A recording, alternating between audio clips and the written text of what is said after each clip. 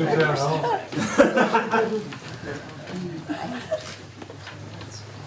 just in time to sell more. Oh, wait, this is H.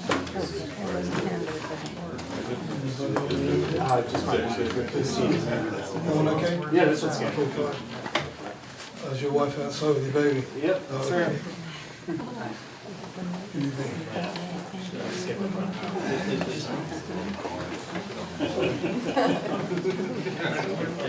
Come in, I'll just stand over there. Sure, you can sit on my lap too. It's a couple hours, it'll be great. Very important. Be a lap dog.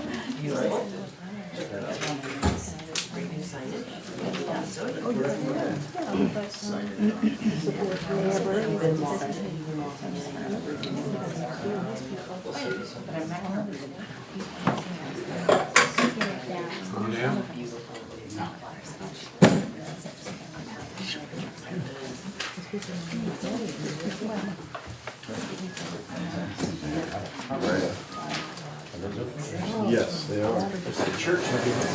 I know, right? Squeezing in. We're in the classroom. Oh, you don't know, you just got in the back. No, I don't think so. Did you sign your like did you sign your okay. I think it's fast. Just give me a course. Oh, I'm Roberta. Roberta White. Your hours?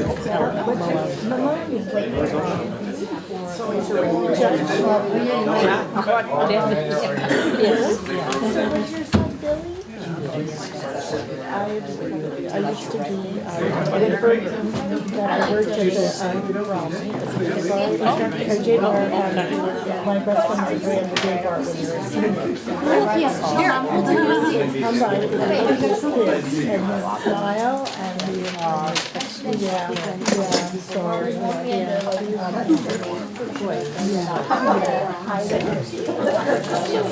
How are you, buddy? What is his name, John Howell?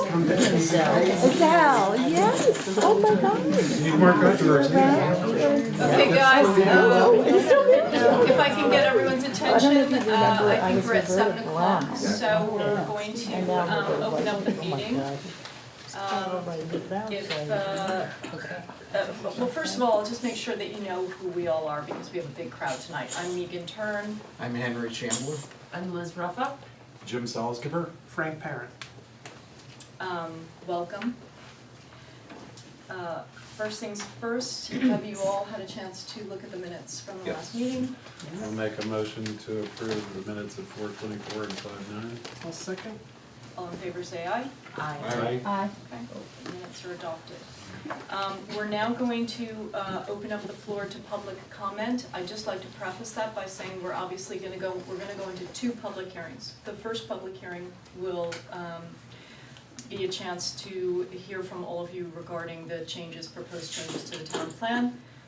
After that one, we will close that and go into a second public hearing on the regulations. So if you are here, chances are to comment on those 2 things, if you would hold your comments until we get to that section of the meeting. If you have something that is not related to the town plan or the regulations and you would like to comment, feel free to do that now.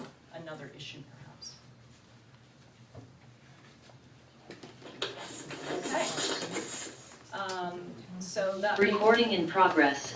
That being said, we're now going to open up the public hearing on the changes to the town plan.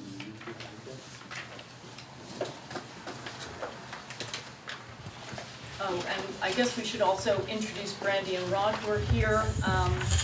They were working with the Planning Commission on all of these changes to the zoning regulations, actually a complete overhaul, and they've been working with them for how long? 4 years? 4 years. Yeah, a long time. So this has been a large project. Okay, so, yes, and if you would, when you're making a comment, if you would just state your name so that everyone knows who you are. Susan Ray. Correct me if this is the wrong section to be commenting, but I'd like to open a discussion for section 3208 for review to understand the purpose of the language included, the due diligence of the process, and the outcome desired by that section. You gotta unmute So her. that is actually in the zoning regulations. The changes to the town plan were fairly minimal Mute and everybody else. does not have to do with that. It had to do with a few things on mixed use, natural scenic historic resources, transportation policies. So the town plan is what we're addressing now. There were some small amendments to the overall town plan.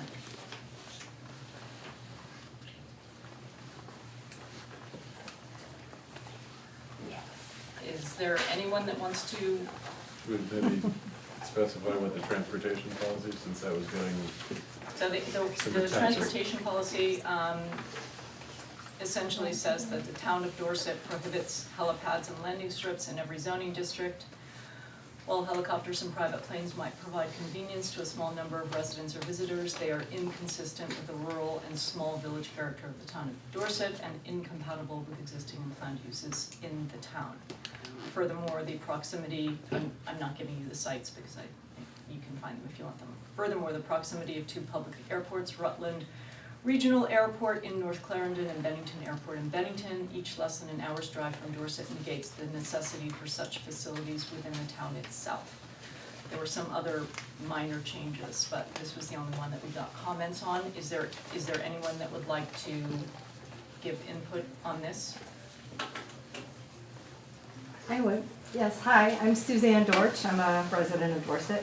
And I'm an airline pilot and very, very much interested in aviation. And in fact, I always have loved the fact we've got our grass strip in Manchester, that it is privately owned, so you would need permission to land there. But I just feel that the lack of frequency that this would ever happen, and just for a few minutes here and there, 5 minutes it would take to come in and land and take off again. It's not like a motor's gonna run for very long, and it would just be a few minutes. It just seems to prohibit that. If, you know, I think we already lost a person who moved here because they wanted to be able to do that and then had to move away. So it's just unfortunate that, you know, just for a few minutes of noise, we wouldn't be able to accommodate that. Thank you.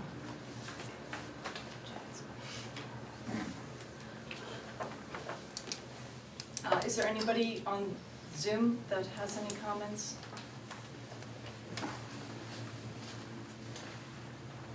They'll have to unmute themselves too. Okay, if there's anybody on Zoom, you have to unmute yourself if you want to make a comment. You can or you can also, can you see if they're messaging you? Or? Tyler can. Tyler, can you check the chat function? Yeah, Because it looks like there's, those are just addresses, so we can,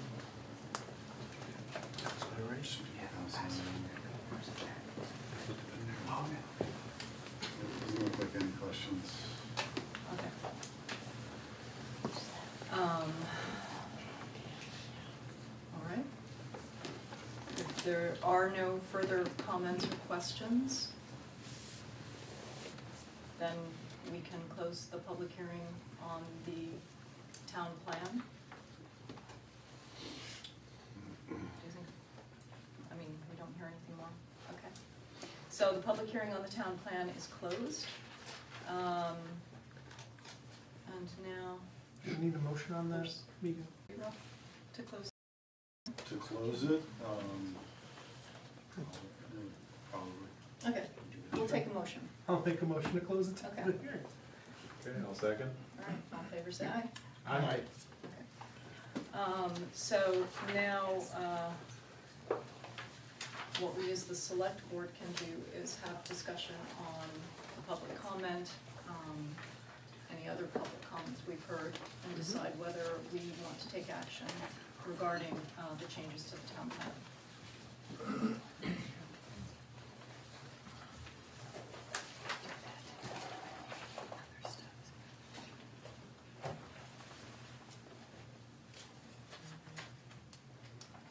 You know, I think this has been taken up in a lot of towns around the state. It's been kind of pointed out by the Vermont League of Cities and Towns is this is something you might want to consider. I'm not sure I recall the whole.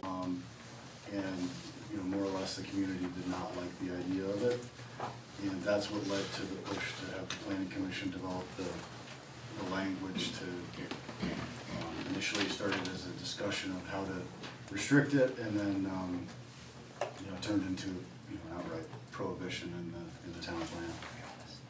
But it is something that's been at the state level kind of, I think. Permitting process was kind of a confusing, messy process as to there's only certain things you can actually control. And there's some lack of clarity in the process to actually getting a permit and what actually constitutes town approval. When you go to, the Agency of Transportation is the one that gives these permits out, and they talk about town approval, but they don't really, it's not clear, it's a little contradictory what that actually means. And most communities don't have some function like this, either in the bylaw or, you know, contemplated. So rather than put it in the bylaw, the planning commission felt that the best option would be to you know, change town plan language and just outright have a prohibition against it. Context. I would advise, since the town plan and the zoning bylaws kind of work hand in hand, that we just put the town plan aside at this point and go right into our zoning bylaw, public hearing, and then, you know, in the end, as we go, I mean, I don't think we'll be deciding anything tonight, and so in subsequent meetings, when we debate the various issues, then we can also look at the town plan and just make sure that it coincides with what changes or what the zoning bylaws are. Yeah, the only edit is just this amendment to the town plan and everything, like the two documents have been synced up through Brandy and Rod and planning commissions. Right. Functionally, you could do whatever you want, but these are just the items basically for, you know, approved amendment. Right. And is there a time by which they have to act after they close the public hearing? Yes. It's 100, is it 150 days? Or no, it's gotta be It's less than 150. Yeah, Yeah, I think it's, like 45. it is 45. Yeah. So that would be the only, you would have to, once the public hearing's closed, you'd have to act on it within 45 days. Though we could also recess the public hearing to the next meeting, and then the clock wouldn't start until we closed that meeting. You actually don't, yeah, I think you've already closed the hearing, so you're good. So at some point. No, I meant for the zoning. Oh, okay. I see. So for the town plan. Yeah, The that's clock closed is ticking it. right now. Yeah. Yeah, I'm actually not sure that you do have such a tight time constraint. I think you can just, I mean, I'm not advising you to take forever, but it's not got more than 45 days. There's time, right. So it just, If you don't act within a year, I think it becomes moot, but the assumption is you're gonna act in more than 12 months. yeah, if you don't have it within 12 months, you're gonna have to start the hearing process over, but we definitely think you should be able to get to it before then. Yeah. Okay, so that would be the consensus of everyone that they would like to postpone this until we, also hear from and discuss the regulations. Yes, I agree with that. Agreed. You agree, right? You sign in? I did. Then that's what we'll do. We don't need a motion for that, I don't think. No. So now I would like to open the public hearing for the regulations. And I know you actually spoke before, so if you would like to address, so we're basically here to get input from everyone. So feel free to talk about 3208, which I know is short-term rentals, and I know we've gotten a lot of comments about that.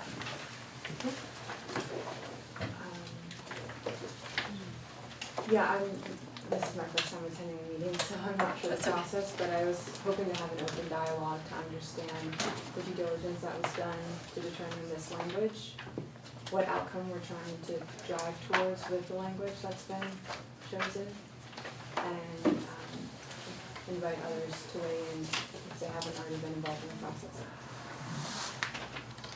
So if I could speak, so the language is what it is, and we're really here to listen to your opinion of the language as it is. If you have a question about any particulars, we have the experts here who could answer those questions. But I don't think we're looking to get into a discussion or a debate of any kind at this point. We're gonna be debating enough with each other on these points, so we really wanna hear from all of you. Okay, so what's the problem we're trying to solve for? Yes, exactly. That's my first question, I guess. Keep it simple. What's the? So just so we can explain, so the zoning regulations have been worked on for a number of years by the Planning Commission and the consultants Brandy and Rod.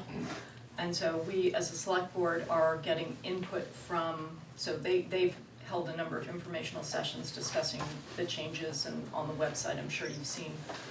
And so we're here just gathering input before we can make our decision and discuss it. So I don't know if maybe Brandy wants to address or. Yeah, I mean, housing is the context, you know. That was the discussion by which most communities are starting to regulate or talk about regulating short-term rentals. It's just the overall lack of housing and how much, you know, if any responsibility there is on that front, you know, having impacts for mainly, I think, primary homes. So, sorry. I just got a note from somebody on Zoom. They're having a hard time hearing us. So if people in the audience would just be mindful that the microphones are on the table at the front of the room to speak up fairly aggressively. Or we could try to paraphrase the question to the Yeah, microphone. But anyway, so just be aware of that. Also, while I have the floor, there's a sign-in sheet going around. If make sure before you leave that you write your name and either an email address or a USPS address so we can send you copies of the meeting minutes. Thanks. Rob, maybe before we go any farther, if you Sure. just back up and explain what the planning commission's process was, their public hearings, their last one, and now, you know, what we're doing here. Just overall? Yeah, Mhm. just Yeah, Just so quickly people overall. understand the I mean, so process. Rod and Just so we Brandy know the had process. talked about being, you know, they've been working for the town since before COVID, right? Yeah, so We it's started like just not long before COVID. so like a two-year kind of process, so, Can I just ask how that started?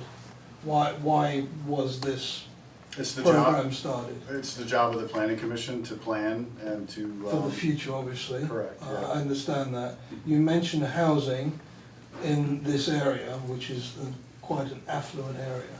Are we talking about trying to allow people to rent homes in this?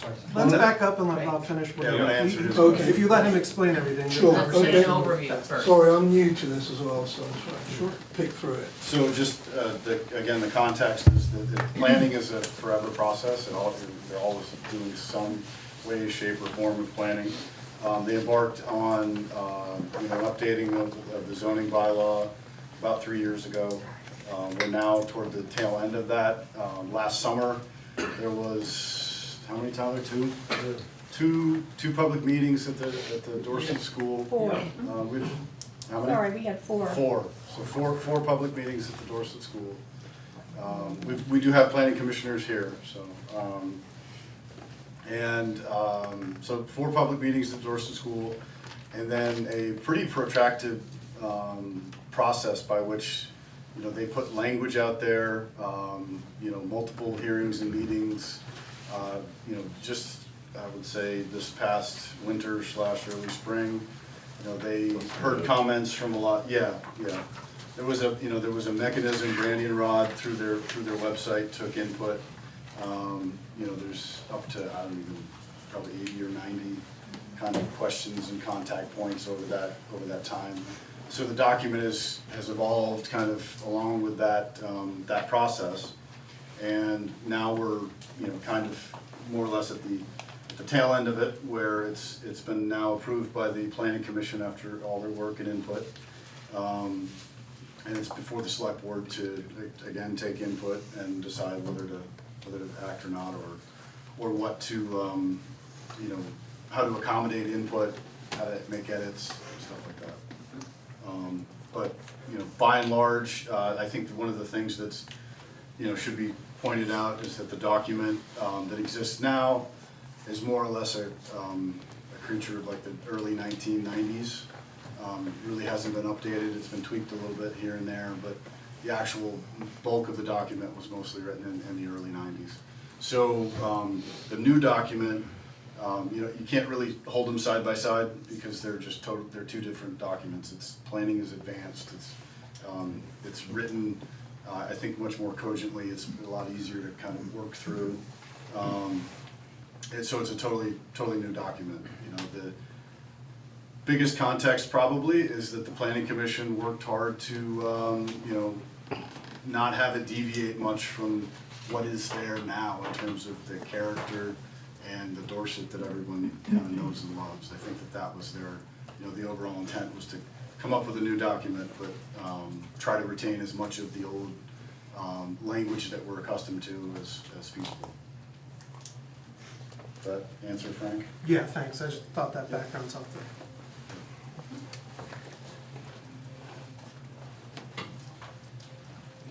You want to recognize Ryan?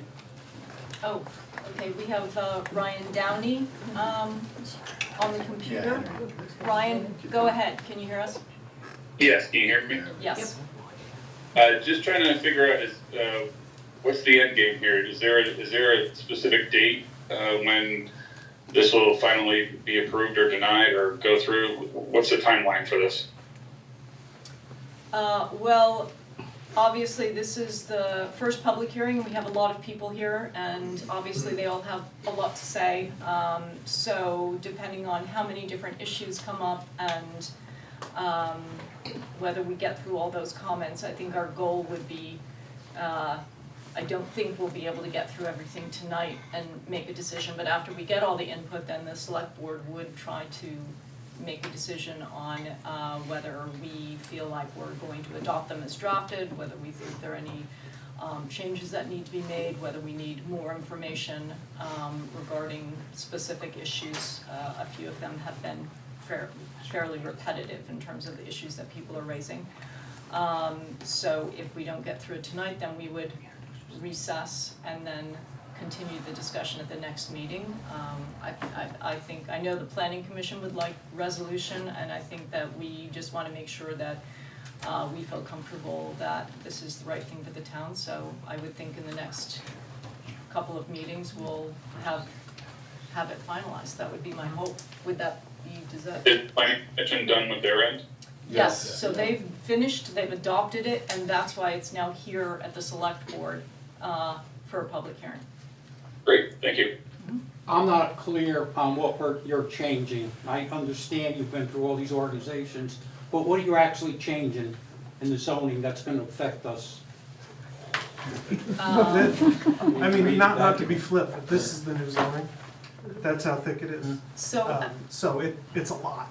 No, but what Is there you're something more specific you wanna? We're talking about Airbnbs? Okay. That's what I'm talking oh, about. okay. We don't How's currently, that gonna affect us? What are you doing there's with no that? current regulation. I think that's the biggest statement, is that right now they aren't currently regulated by our bylaw, and the bylaw as drafted would regulate them in some way, shape, or form. So I think what the board needs to hear is what level of regulation is acceptable, and what the impacts are, and how they can manage that against what the planning commission has been through a pretty long, protracted process with this, and they felt strongly enough that the language should be in there, so it was passed, and there it is. Gay, Yes. Gay is the chair of the planning Could I commission. just make a clarifying comment? I'm Gay Squire, and I'm, for better or worse, the chairman of the planning commission And we now. thank you for that, Gay. I think it's very important that people understand that the proposed regulation for the short-term rentals is not retroactive. It is not going to affect anybody who now has a rental property or a room or whatever. This is looking forward from whenever the bylaws are passed. Those, then, if you keep them, then they will be active then, but they would not affect people who have properties now. No. So in the section 3208, what Gay is saying is there is 3208-E that actually grandfathers in any property that is currently being used as a short-term rental. So if you currently have a property that is being used as a short-term rental, you can continue that. Without a permit. Without a permit, no regulation. Once you get to the point where that use is discontinued for 12 months, then it would start. At that point, if you discontinued the use for a year, then you would have to come back, apply for a permit, and then the new regulations would apply to you. So it only applies to new. Right, so I think one of the main questions that a few of us have here is about the subsection where it says that the owner must be present for 4 consecutive months. With what you just described, is that something that would apply to us who own properties that we use as short-term rentals? Would that be something that would apply to us moving forward, or only new short-term rentals that must register? New. New, okay. And just. Or if you change the use for more than 12 Correct, months. and want to go back.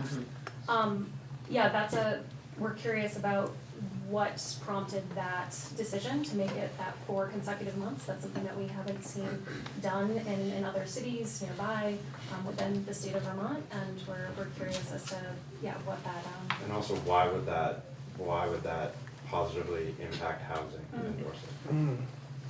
Amen. And what is the goal of all these short-term rentals, regulating short-term rentals?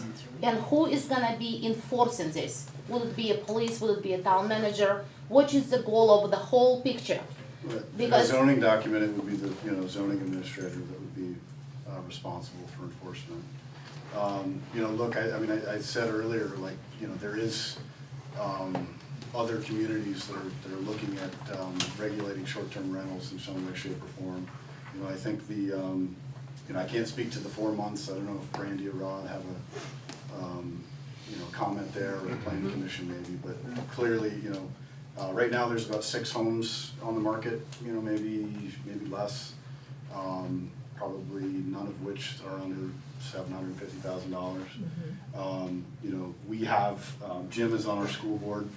We hear stories about our school board that's not able to hire the teachers they want because they can't find places to live.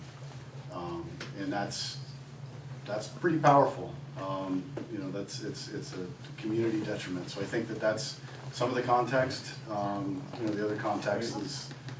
So are you aware that only 2%? So can you identify yourself? My name is Kyle Huber. And you're, okay, and you are? Oh, Chelsea, okay. Okay, thank you. Sorry for the minutes. Yeah.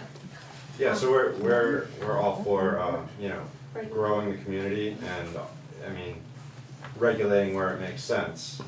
We're just curious why we're starting with something that is 2% currently of the homes in Dorset are short-term rental. And throughout Vermont, actually, Daniela Stewart. Throughout Vermont, 2% of all the homes are in short-term rental use. So if we're trying to solve here the housing issues, which we all acknowledge there are some, we need to look at other solutions than looking toward short-term rentals, because as you just said, What would you propose then? what I would propose is talking to Shaftesbury, because Shaftesbury has just gone through the same process and I would like to thank Gay and everyone on the planning, and Kit and everyone on the planning commission for all your hard work, because you've spent years, working on everything. Then we realize this short-term rental thing is just a small piece, but it's a huge piece as far as when it comes to us thinking that that's gonna solve our housing issues. So Shaftesbury, for instance, I just talked to someone from the select board there yesterday, and they are changing some of the zoning to allow for duplexes in areas where there weren't duplexes allowed. They're allowing for, single-family homes with parking where before they required certain parameters for the parking, and now they're reducing the required envelope. So they're actually making, one of the things, and I don't want to take away from what Carl is saying up there, but I have a whole bunch of things to say. I have pages here. So one of the things I would like to say is that actually the issues in Vermont with short-term housing have been identified, and they have been identified not to be the problem of short-term rentals, affordable housing, I meant to say, have been identified not related to short-term rentals, but related to zoning and to a variety of other, things related to zoning. So my husband can speak a little bit more to that. I know we've also heard some other things such as, there's issues with noise.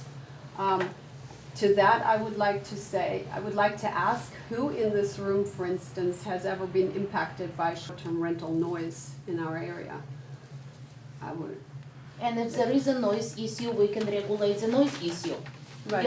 If it's a noise issue problem, so we can regulate maybe snowmobiles using around the house, and stuff like this, because it's not only short-term rentals. Right. Noise could be coming from anyone, from dirt bikes, from anyone.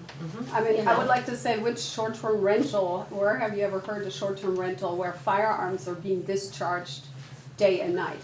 Or you have amphitheater type of music blasting at all hours, where you have people screaming at each other, where you have junk cars, where you have people coming and going from out of state. No short-term rental guest that I know of has ever done that. But yes, affordable housing tenants do that, and I personally know some of them. So I think we as a community need to be looking at other best practices for solving housing issues. Thank you. And just so you know, that is one of the reasons why we have these new zoning regulations and why they're so long, is that the Planning Commission has actually, that's been one of their concerns, is making changes to try to help the housing situation in many different respects. Minimum lot sizes, stuff like that. So there is lots of that in here as well. And I think it'd be worth noting that, I don't think, correct me if I'm wrong, Gay, they didn't sit down and say, short-term rentals are gonna solve our housing crisis. They, as Megan said, there's a lot of things in here to work on duplexes on lots. One thing that's not in any of this is, the town bought Raptor Lane, and we're forming a building committee to see, how do we use that? We talk about it at our select board meetings, everyone's welcome to those, every time. So it's part of it, There's no one solution for our housing crisis, this is one portion. I'm Suzanne Dorch. How does mandating that an owner of a home, a short-term rental home, how does mandating that the owner must occupy the home for 4 contiguous months, which is a direct quote from the proposed bylaws, how does that solve or contribute to additional housing, which is the problem we're trying to solve? How does that help? One of the other options is for the owner to rent it, long-term versus short-term. But the problem is, the reason So if they're people renting rent. it long-term versus short-term, they're providing long-term housing. But requiring the owner to be there for 4 months doesn't allow the home to be rented long-term. That's what's confusing me. Or a tenant for 4 months. It says the owner or a tenant. Or a tenant, right, for 4 months. But but which can be difficult to find. Most people who rent their homes as short-term rentals do so because they themselves enjoy coming to Dorset. And they enjoy spending summers here, and I can only speak for my family. We have our home, our ties go back to 1958 when my mother first came to the Dorset Playhouse as a Dorset player under Fred Carmichael. And she fell in love with Dorset, dreamed of owning a home here when she retired, and she did. She bought a beautiful 5-bedroom house, so there's room for our whole family to come enjoy summers and holidays, and it's become a beloved family tradition for all of us. And when she passed away, we wanted that tradition to continue, but most of us all live on the West Coast. So we began renting our home as a short-term rental, and the most amazing thing happened, something that really surprised me, is the kind of people that come to our home are other families just like ours, who love Dorset just like my family does. They come every year, year after year. It's become the same beloved tradition to their family as it is to ours. And I get cards and letters, and the kids draw me pictures. I even have dedicated one of my gardens in my home to a family who came every year, and they lost their dog, and they were so sad to come without their dog one summer. So I inscribed a piece of marble that said Barrio's Garden and dedicated a garden so they would have that remembrance of their dog when they came up. So these people have become dear family friends over these years. They're not just guests anymore, they're more than that. And it's been, I can't even imagine letting my house sit empty. To me, that would be the tragedy. These people, they come up, they love to go to the Dorset Inn, that's their tradition. They love to take the kids for ice cream at H.N. Williams' store. They contribute to the economy. The tourism, they could go to Disney World, but they're in Dorset for their summer vacations. They go to the horse show. They contribute in so many ways to the economy of this town. To me, the tragedy is the 40% of Dorset homes that sit vacant. When so many people who can't afford to own a piece of Dorset, they get to come and experience all the things that we love about it. And there are 3 generations. I have the grandparents, the parents, and the grandkids on my property, fishing in my pond, swinging in my swing, playing badminton in my front yard. And they come back year after year. For 16 years I've been doing this. And I want to introduce these children that are here. This is Alec, and this is Ruby. Hello. Hi. They're the children of my housekeeper. She's been employed taking care of my home for 16 years. I've known them since the day they were born. And now Alec shovels my walks when they come clean my house. My home has provided this livelihood for their family for 16 years. And they help, they vacuum, they clean, the other day Alec put all new little felt pieces on all my chairs because I just had my hardwood floors refinished. Thank you, So, thank you. yeah. I think we're getting, We do want to hear these stories, and even with this conversation, I'm thinking, well, gee, do the months have to be contiguous? Or Right. does it matter if they're 4, maybe they could be 3? We want to hear from you what better way to regulate, because the concern, and I'll just speak for myself here, but you've asked the question, why are we doing this? I'm sure you're aware of, the huge real estate companies that buy up houses and create these businesses. So we're trying to find a way that, okay, the short-term rentals are just for the homeowner or the locals that are here, and not, a big company that buys 10 of them, drives up, the cost of houses, and we need to go to. and doesn't have I a can answer. connection to the community. If you don't mind, we do have some people online and some other people who haven't yet spoken. Can I so- just say one statistic though? 93% of the homes that are owned as short-term rentals are by a person who only owns 1 or 2. Only 7% are people who own 3 or more homes. Thank you. I want to recognize, because there's someone here who's been having her hand up for a long time, Joy Ray. Can you hear me? Yes. Why don't you go ahead, because I know you've been very patient. I just want to start off by saying much of what I came here to say tonight has already been said by just the few people that have spoken. And I also want to start off by saying that my husband and I are Airbnb owners in East Dorset. We own a small house on Madtown Road that was my grandmother's house for years. And we are not entirely against, Airbnb regulations of some kind, especially when it comes to health and safety issues, and which I know is a hot topic, across the state everywhere right now. But we really feel like, we have to speak out, for our fellow Airbnb owners about these proposed changes, especially, the requirement of the 4 months, of the owner residing in the home for 4 months, minimum of 4 months. Just to keep my story brief, like I said, the house that we owned on Madtown Road was my grandmother's. I spent my summers there. My dad grew up in East Dorset. His name was Tanny Butler. I don't know if anybody remembers him. My grandmother was Mamie Caterette. She owned what some people refer to as the corner house as you head up Madtown Road right at the entrance to the trail. And when my dad passed away in 2017, I not only inherited the house, but the problems that came along with it. Because my father had rented the house to some friends, and what could be considered affordable housing. He gave them a really good deal. And in a nutshell, it took us over a year and tens of thousands of dollars to evict them from the house and to make all of the repairs on the damages that they did to the house.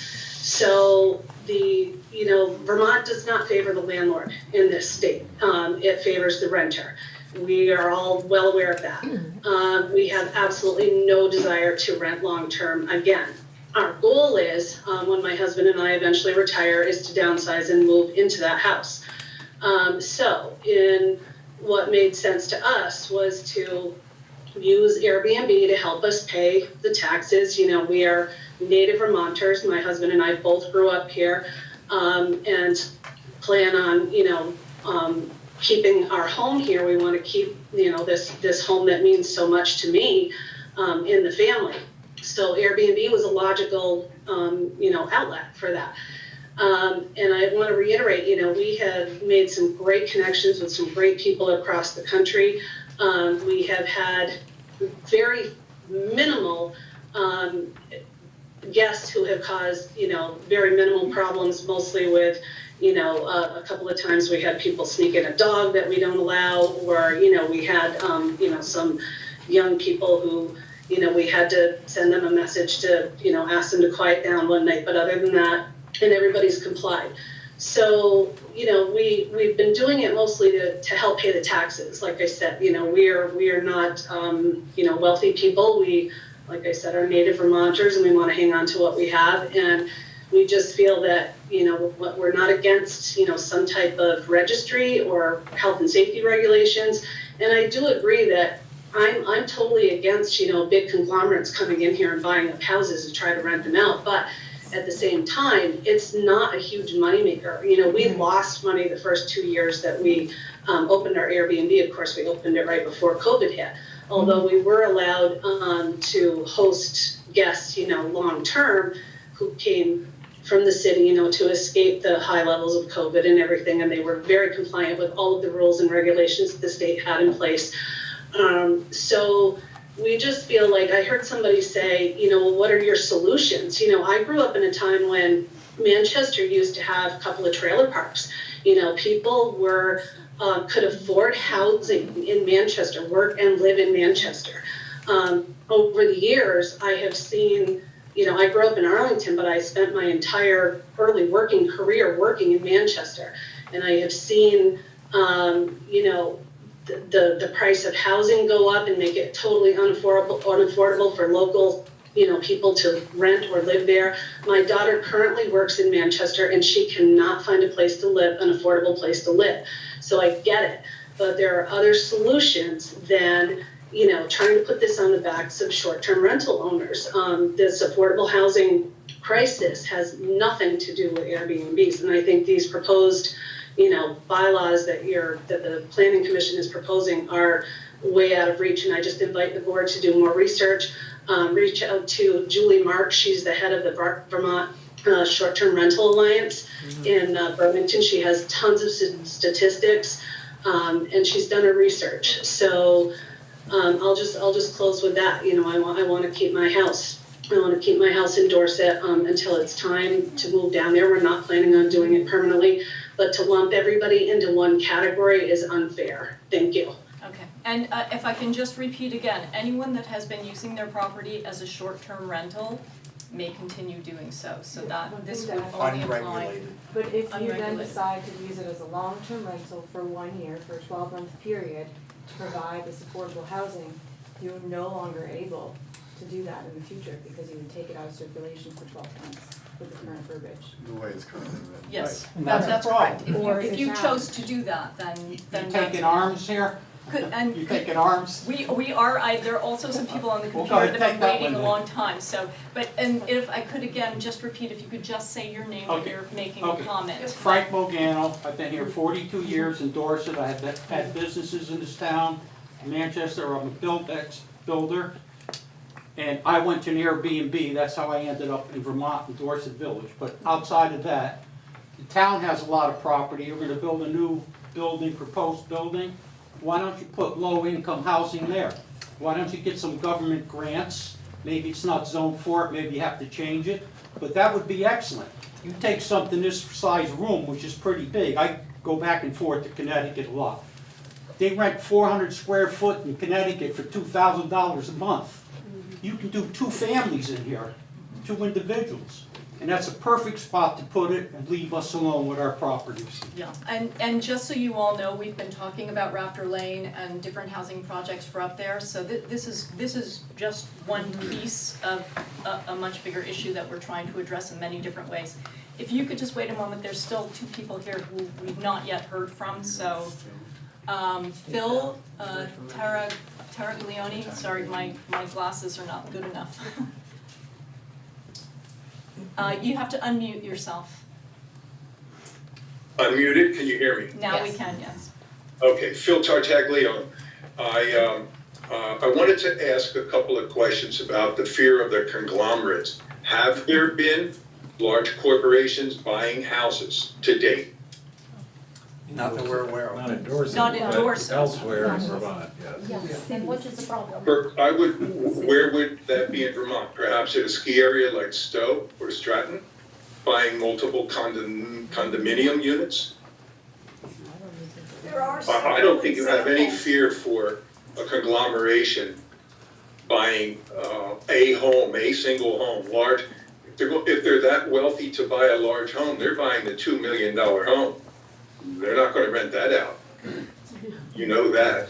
And I don't know when, everyone's talking about, look, I'm in New Jersey. I'm a part-time Vermonter, okay? I've been coming to Vermont since '75 and finally I lived in southern Vermont in the Brattleboro area for 6 years and I worked for a wine distributor in Vermont. Now I have a house in Dorset. I don't see that Dorset proper may have ever had anything that you would call affordable. Roll the clock back 10 years ago when all of our prices were considerably lower. There's still a level playing field that's expensive back then, So Dorset's not a place where people are looking for affordable housing. So your teacher coming to the Dorset school, he's got to commute.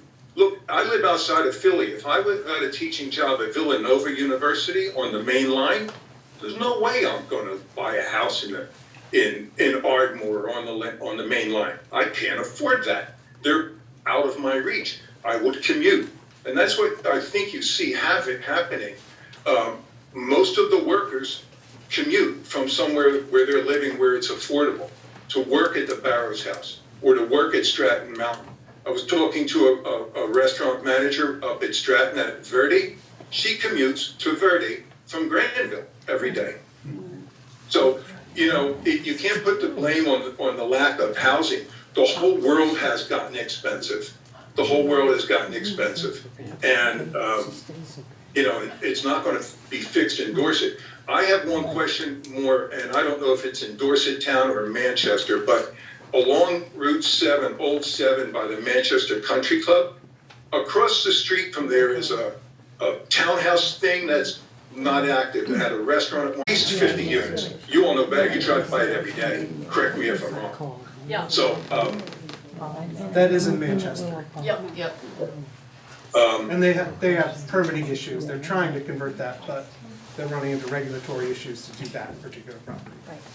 all right, well, they should speed it up if you're trying to fix the problem. Speed up the wheels. That's what I had to say. Look, I have a home that was almost out of reach for me. I bought it, spent a lot of money to fix it. Proud of what we've done. We've improved the property, and we have spent a lot of money improving it, hiring the carpenters, hiring plumbers, all of the other things. And I have repeat business who come back and spend money. Repeat, our families are now in their 5th or 6th summer, spending a whole week. And they don't spend only all their time 24/7 in my house. They're out eating, dining, horse show, funds, riding up to Bromley, doing the slides, all the things, and spending their Disney World money in Dorset. So it's something y'all should be proud about, that we as STR owners have cultivated an audience of people who respect our property, who love Vermont for what it affords them that they don't have in Queens or Astoria or Bergen County, New Jersey. And they can come up and get their escape and then go home and then come back and go home. So I vote that you strike all of those words that are restrictive for us. Thank you for your time. Thank you. I'd like to, before we go to the audience, I take real issue with the idea that a teacher should not be able to live in their own community. This default assumption that someone at Verde has to commute an hour to go to work every day. That's not right. And I understand we're not solving the world's problems here tonight, but some of my kids go to the Dorset school and they go to Burton. And several of their teachers live in this community. They coach the teams. We see them at the supermarket. And that builds a kind of community you don't get if they're in Granville or if they're in Greenwich. And they're certainly not going to want to retain long time. Got an hour commute every day, you're looking for a new job sooner or later, unless you love what you do. So I just think But that's where the job is.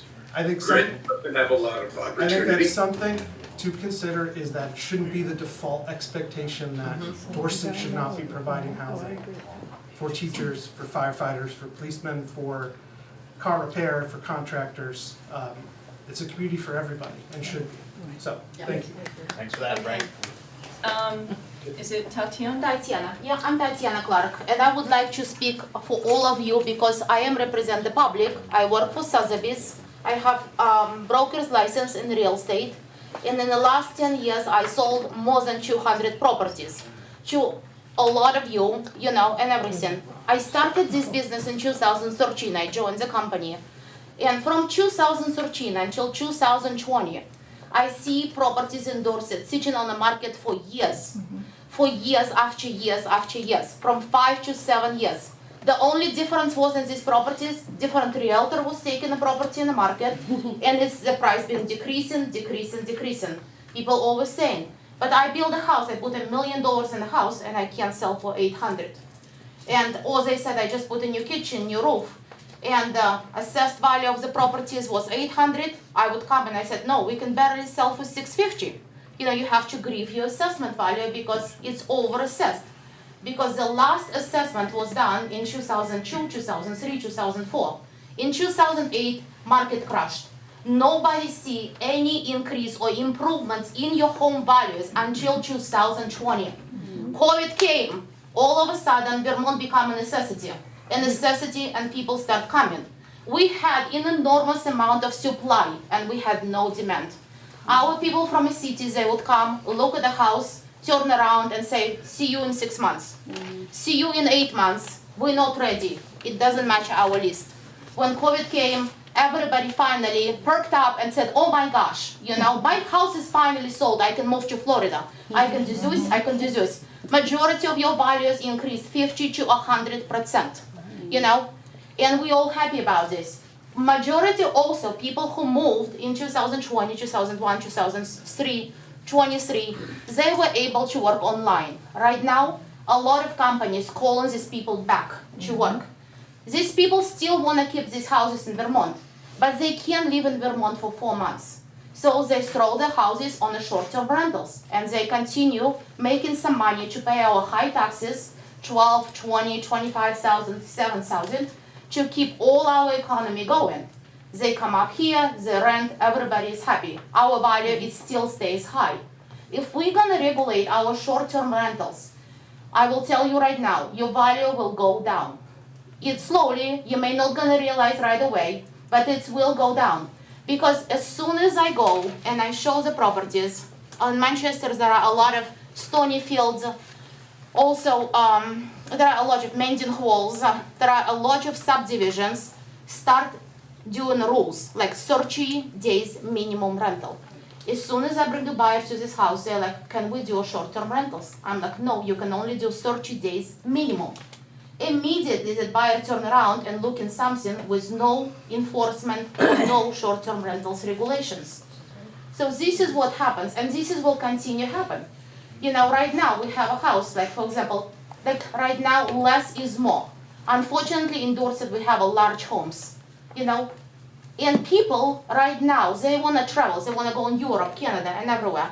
They're not like back in the 80s where internet wasn't exist, and they only had a nice home in the Cape or in Vermont where they can spend the time. Right now they want to travel, and they also want to see the people, the property working and making an income. A lot of people in their 50s right now moving in town and say, Tatiana, can you find us a house, you know, we would like to retire at 65, but we would like to make some money right now, you know, and this is what we're doing. So unless it's a noise problem or something else, also like with a rate 6.5% right now, even if somebody is buying a property, and I was in banking before 10 years prior to real estate, even if somebody is buying $500,000 home, the mortgage on average, it's gonna be at 6.5%, around $4,000, plus taxes, additional $500 a month, plus home carrying expenses, new roof and everything. So people are looking at average expense at $5,000 to $6,000. They're not gonna be turning around and say, hey, I'm so kind, my mortgage is $6,000, but I'm gonna rent for you for $2,000, just because I'm so kind. So the problem here is we're all trying to solve crisis, but we should build affordable housing. I totally agree with Frank. You know, we should build apartment complexes for our elderly and for our newcomers, teachers, firefighters. Build a complex, like apartment complex, where all our seniors, when we sell the big house and they want to stay in Vermont, they have no place to go. They don't. I feel bad. I'm like keeping up on a 5 or 6 seniors who have a long driveways, who live by themselves, you know, and you don't know, you're always worried. Are they gonna be okay today? Because they wanna stay in Vermont, but there is no place for them. So I'm just saying, like for example, if we're gonna build a new town hall, this is just a thought. Maybe first floor would be the town hall, second and third could be apartment buildings. This is might solve the problem at least temporarily for some. But like from real estate point of view, like I said, and I've been in, this is my opinion. Right, those are the things we've been talking about in our select board meetings every month, particularly seniors and you know, workforce coming in. Younger families, single women, like anyone. Yeah. So why come after us? Why come Excuse me, after us? if you could just wait, because we're not trying to come after anyone. First of all, Shouldn't even be on the agenda.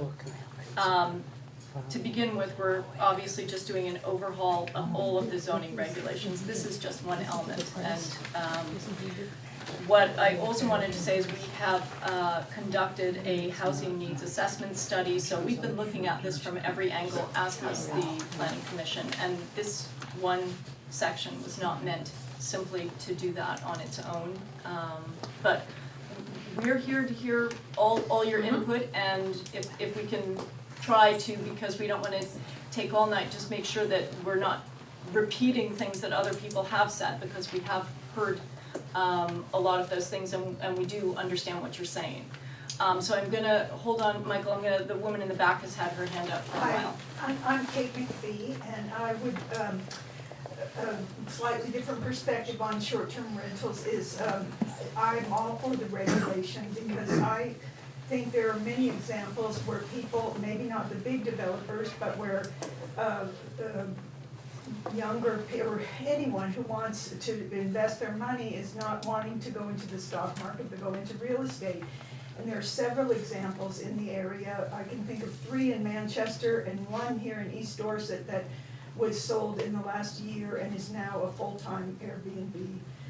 And I think that's the kind of thing that is not good for our teachers and our workforce housing. And so I think that this letting people grandfather what they already have is great, because people have already built up. But going forward, I think it's really good to do the regulation, and that it is important. I also wanted to say that I think the attitude that affordable housing is going to be people putting off shotguns and loud music and having junk cars in their yard is part of our problem. If we're going to think that way, that's not conducive. It's part of that NIMBY attitude that nobody wants the affordable housing near where they are, thinking it's going to bring down the value of their property. But that's just not true, and that's part of our community, is people who don't earn a lot of money in the service jobs and those jobs that we all depend on. And so I think that attitude we need to work at addressing. I also wanted to say that I know this here in East Dorset. I live right on Village Street, and I walk my dog every day, and there are some Airbnb guests who bring their dogs and do not clean up they're after them, and that's one of the, it's a lack of community investment from people who are only here as a short-term thing. But when we get to the other thing about zoning, I want to talk about how much I love the idea of having mixed use. My property is charted to be changed into mixed use, and I also love the idea of turning a big old house into a duplex or a triplex.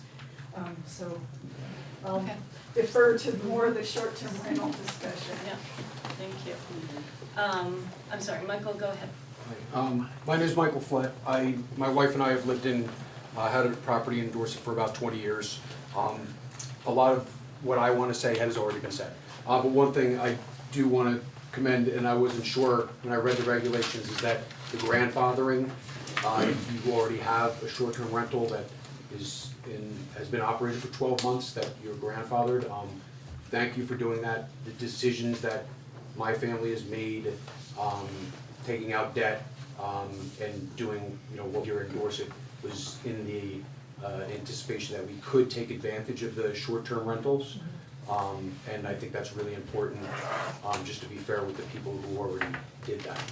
And at the same point, our other property that we have, we do rent on a full-time basis. So I think, we do have a mix. But our property, I tried to rent it on a yearly basis, but the rent would not cover what our expenses are. So that's, I think, the case with a lot of the homes here in Dorset. But thank you for your time. Michael, I just wanted to comment on your letter that you had sent to us earlier. You had an idea that I like, that if you own the adjacent property, that the rules could be different. And I like that idea, because if you're there, I think there's a community aspect. I think we've been focused on economic aspect, which is obviously a concern. But the community aspect of, if you live next to an Airbnb, are you going to get different people coming in every weekend? Some may be loud, some maybe not. I really love Susan's story. You've got these great people coming and going. In my line of work, I'm a civil engineer. I've had over the past 6 months 5 people call me who would be out-of-state Airbnb owners asking about projects. And I think there's a huge difference between everybody in this room and how they would operate versus someone who lives in New York and saying, this is strictly an investment for me. So I like the idea of there somehow being an accountability, if you own this, to but it can still be part of the community. Because it's not just, you know, your property you're affected by, but you are part of a neighborhood. Maybe it's a weird neighborhood, huge neighborhood, or farm, but it is still the community of Dorset. I think it's important to consider that there's a balance between the individual homeowner and what they can do versus why we love it here. You know, these stories, people keep coming and coming because it feels like a community.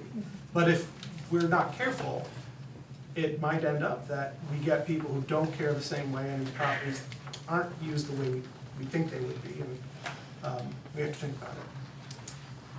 And the other thing I will say is that I know, what is the name of the Vermont Registry website for short-term rentals? Do you remember, Rob? There's a website. This is not unique to Dorset, obviously. Many different towns are going through this throughout Vermont, and there's actually a website that addresses how different towns are dealing with this. So everyone has a slightly different outlook on how they're trying to do the same thing, which is essentially maintain their community while allowing people to have the economic freedom from the property. I'm sorry, I don't know your name. My name? I'm Roberta White, and we have a house here in Dorset, obviously, and I grew up in Manchester. We moved here when I was in 7th grade. My mom had grown up on Highland Avenue, but when we were in New York, she died young, so my dad moved us here so we could be close to my grandmother. My dad died when I was in college, and that was the end of my family home. I married, I moved on to UVM, got married, moved to Nantucket, met my husband. We bought a small house here when our kids were little. We foolishly sold it in Dorset, and in 2020, we had the great fortune of being in the right place at the right time, and we found a sweet little antique on Dorset West Road. But we weren't ready to retire. Our daughter was still in college, so we started doing the Airbnb, which ended up, like you, a great way of meeting and vetting the tenants, making sure it was a good tenant. And we've developed incredible relationships with our tenants. 3 of them have bought homes nearby, one on Meadow Lane, one down the road from us.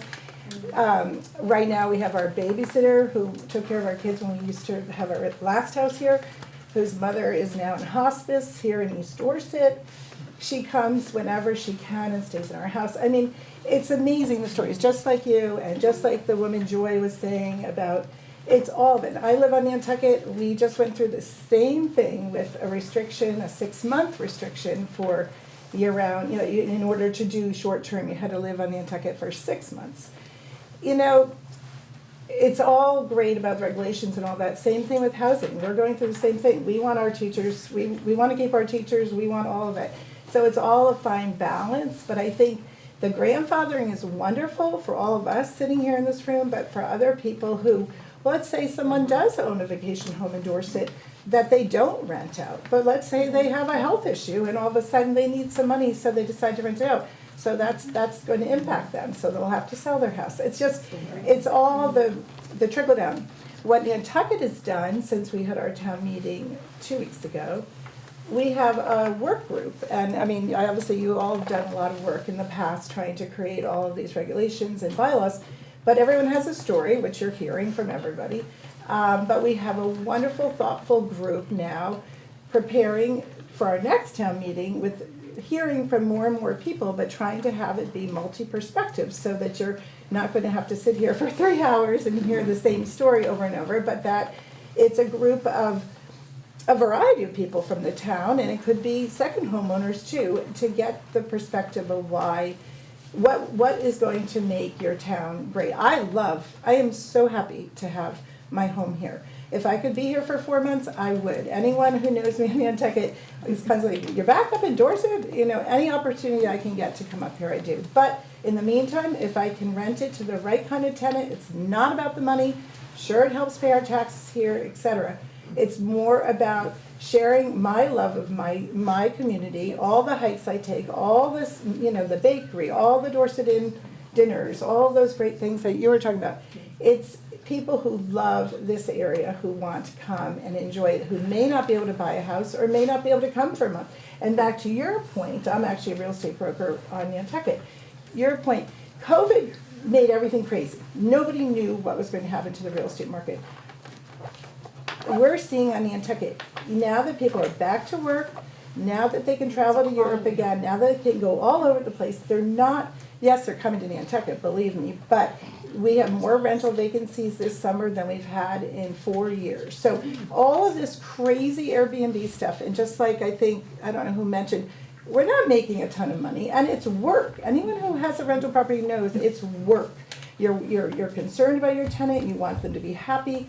You don't just sit and collect the check, it's work. And it's also, we're hiring service people. We have caretakers and property managers and lawn people and all that. So we're getting back to the community too. And believe me, if I could build a little 1-bedroom studio on my property and hire and house a teacher, I'd be all for it. So it sounds like you're moving along, but I think you probably, I would suggest or recommend maybe doing a group to have more perspective on the short term and just see if you can make some changes before voting in what's in front of you. That's my suggestion. Thank you.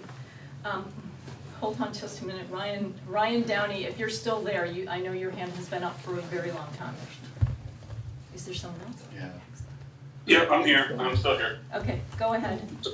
I actually just have two concerns about the short-term rentals. One, I've been going to a lot of these meetings, and I truly don't feel like the horse show is standing out as much as it should. That horse show provides an incredible economic boost to this town and to all the surrounding towns. And if you start truncating the ability for people to do Airbnbs, I don't know what's going to happen with the people who rent for those horse shows. So that's something that should be, first and foremost on the mind of everybody's. How do we preserve what we have going on with the horse show to sustain our economic viability? The second thing is regulation. I would venture to guess, I work with Frank a lot. I'm a land surveyor and a site designer. And I would venture to guess that the majority of the people that claim that they have an Airbnb right now are probably doing it in some illegal fashion. Meaning, when you change the use from your house, from a secondary home or a primary home to a seasonal rental, you have to abide by the new rules of wastewater, water supply, and a whole bunch of other things, let alone Act 250 if it triggers your property. And my concern is by going ahead and regulating this, you're really going to be taxing the hell out of Tyler. I mean, I can't imagine if somebody has a noise complaint or somebody has something that Tyler's going to wake up in the middle of the night and have to go take care of it. That's not where we're going to be. And that's what I've been going to a lot of these meetings about for some of my clients. They all have these delusions of grandeur when it comes to these regulations. But much like all the regulations in Vermont, we have no enforcement. And so my concern is that this Airbnb stuff is going to hold up the vote for the rest of the good stuff that you guys have done in the bylaws. And I would request that the town table the Airbnb stuff until they get actual evidence in hand. When I was on the select board and we were looking at the Barrows house, my votes were based solely upon evidence in hand, the need for something. 87 complaints of people complaining about noise for Airbnbs versus the 30 people that are here tonight. I don't know that we have that data yet, and I think it's a little premature to extend the vote to the Airbnb. And I would just ask that the board table the Airbnb portion of this change into the bylaws and proceed moving forward with the rest of the changes until we get the appropriate data. Okay, thank you, Ron. Okay, and that is, I'm sorry, I can't recognize what your name is. Scott Stewart DeSaber? Yeah. My name is Mark Miller, and the name there is my wife, Stephanie DeSaber. We're on Kent Hill. Sorry, I think that you're going to the place I'm about to talk about, but just to make sure that I get this thought in, the 4-month the 4-month contiguous in the same calendar year is really problematic. And to just give you a simple example, the house is owned by skiers. So they're December, January, February, and March. Oops, not in the same calendar year. And they're there and they're also there in June and July. So they're there 6 months in the year, but they can't rent it for 2 weeks. That seems to me to suggest that you really need to go back to the drawing board on how and why you're doing this residence period. I just think it doesn't work the way it's written, and you can probably do better. And that's really, I just want to make that comment and make sure you folks are focused on that. Okay, thank you. All right, Scott Stewart. Thank you. So I would like to just dovetail into what Brian said. That was kind of my thought all along. There's 220 some odd pages to this document. We have spent, I don't know how many minutes, hours, whatever, talking about one very small paragraph. And really, it's one sentence. I would beg the select board to strike this one sentence. 95% of the concerns that you are hearing tonight will go away.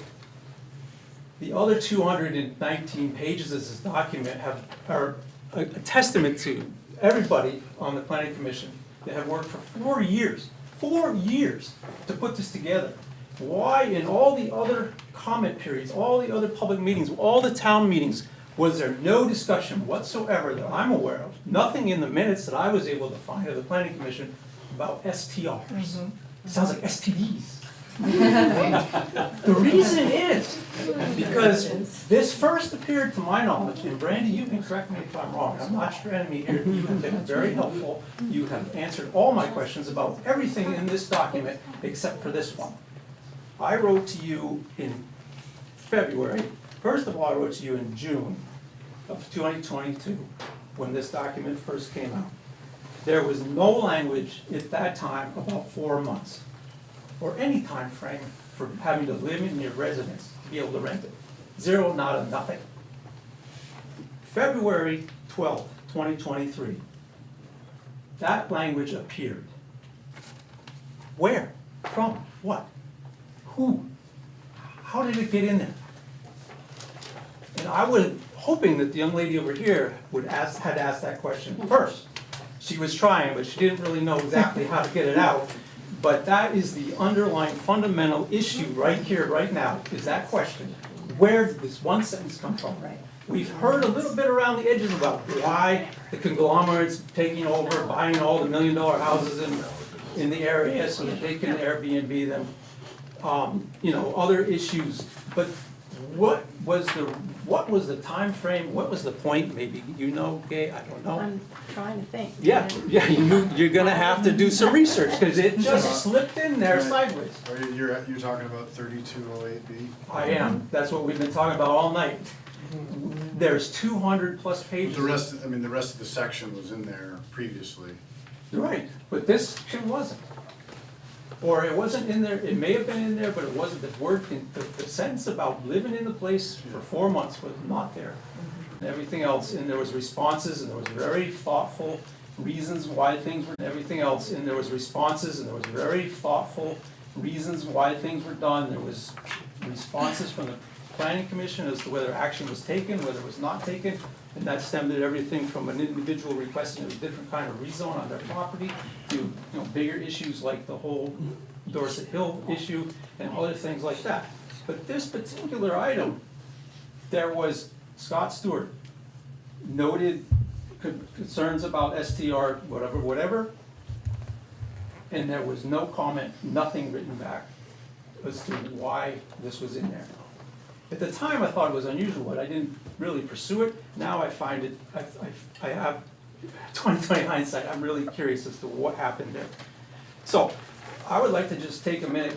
This is very low-hanging fruit seemingly, but the idea has created a huge problem that creates other problems that we didn't even know existed to try to solve a problem of, I'm not even gonna say the word affordable housing because somebody in the word, that's expensive housing, and I think we should strive for that. But affordable housing, if you look up the actual definition, it's not here.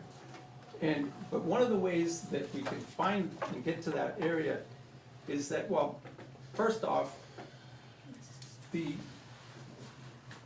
zoning bylaws did a lot of work to clean up the map. I call it clean up the map, to make it look pretty. And I had commented on this early on. There was reductions in zoning across the board in lots of different places. For example, VR was removed from South Dorset. VR was removed from parts of East Dorset. VR was not then replaced in other areas. The same thing happened in the rural district, where rural district got moved into the rural protection district, or whatever the forest zone is. So I'm curious as to whether the planning commission or anybody else did a net analysis of what the overall density of the town now could be relative to what it was before. By my thumbnail looking at the map and looking at the different changes in the density, I would not be surprised if we have actually downzoned the entire town. What does that do to less expensive homes, affordable housing? It makes it very difficult to accommodate. Yes, there were some reductions in lot sizes. Yes, there were some increases in buildable areas. Yes, there were some tweaks like that, and those are good. Those are in the right direction. Those are the steps we need to be taking. But overall, I'm afraid that we have gone backwards. And then we slip in 3208B to try to address a problem that this document possibly makes way worse. So I would beg the select board, again, going back to what Ryan said, strike this sentence and anything else around it that's contagious, that anybody else here has already spoken about, because it's not the enemy. It's not dangerous. It's not causing the problem. It's creating all kinds of other problems. We've heard all the stories. I'm not going to tell you ours, except for that one idea you had about living next door. What about if you have another house in Dorset? Does that count? Because then I qualify. But not right next door. But what if you have a noisy neighbor full time, riding motorcycles or Well, yeah, snowmobiles, okay. and So- drives you crazy, So- that never moves out, you know? Yeah, and This is a problem. And this is a problem that I personally have in my primary residence. I live with that.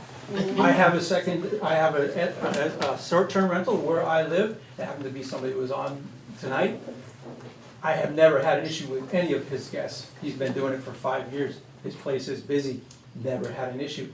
The people who live there permanently, constantly.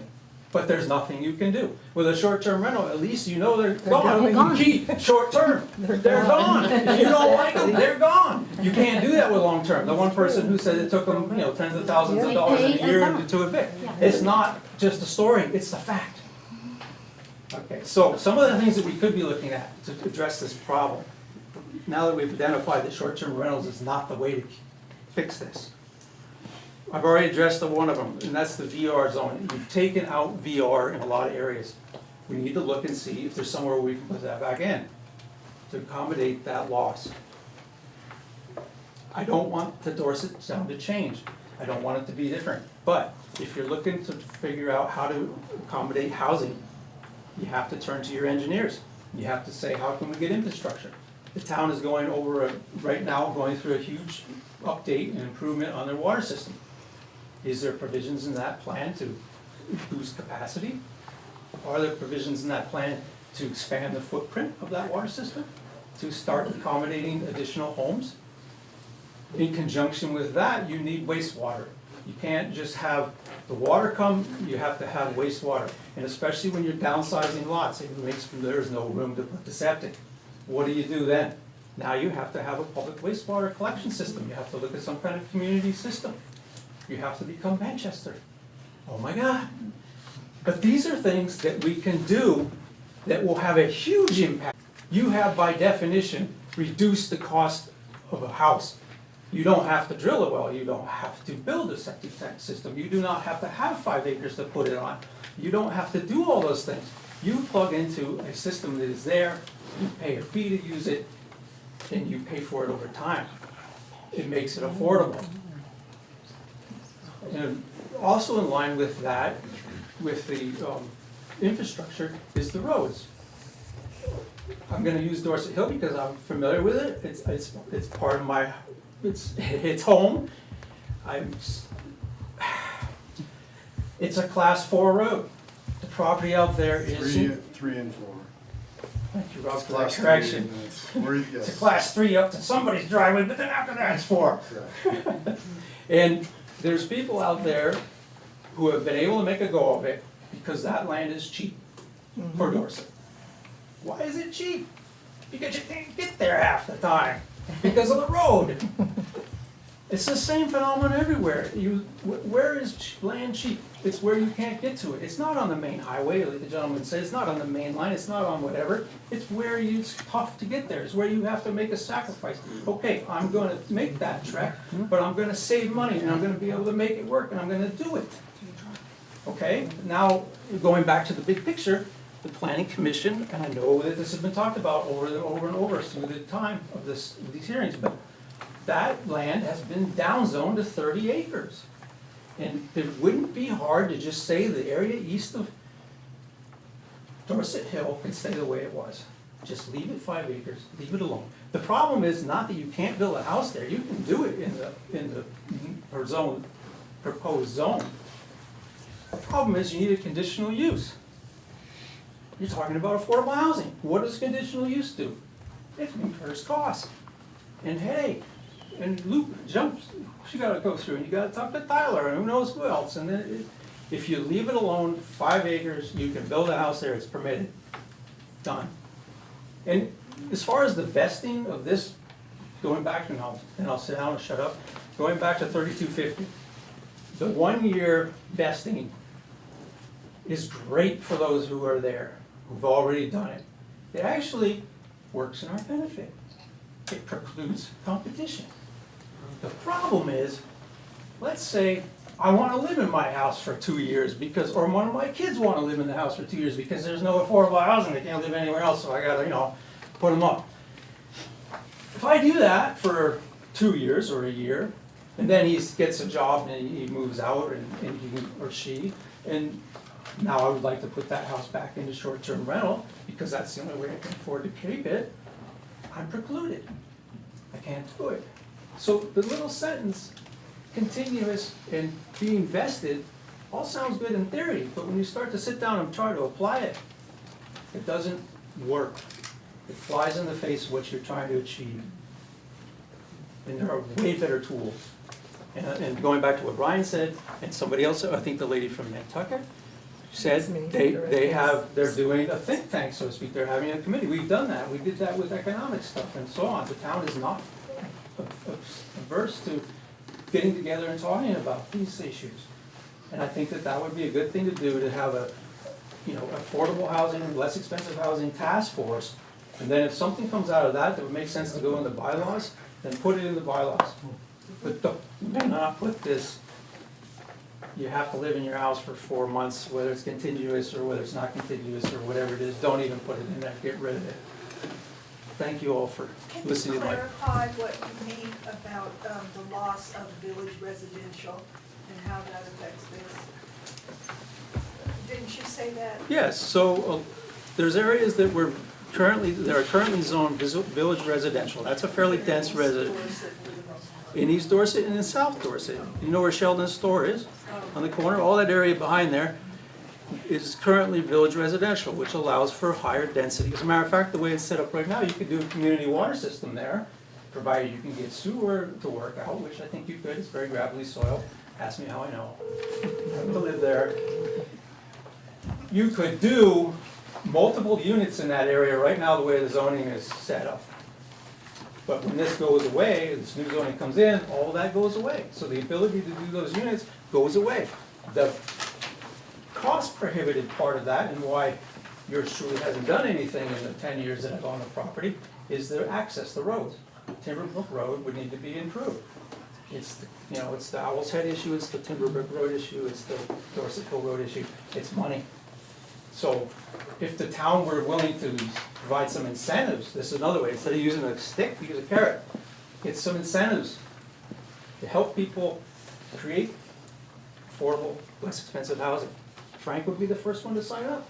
He wants to help, but he needs an incentive. So are you against the mixed use then? Is that what you're saying, the mixed use would take? I'm not against it, I'm just pointing out that it's not meeting the intended outcome. If we're all here saying we need affordable and less expensive homes, by downzoning, in other words, making an area less dense, that goes exactly opposite that. It makes everything more expensive.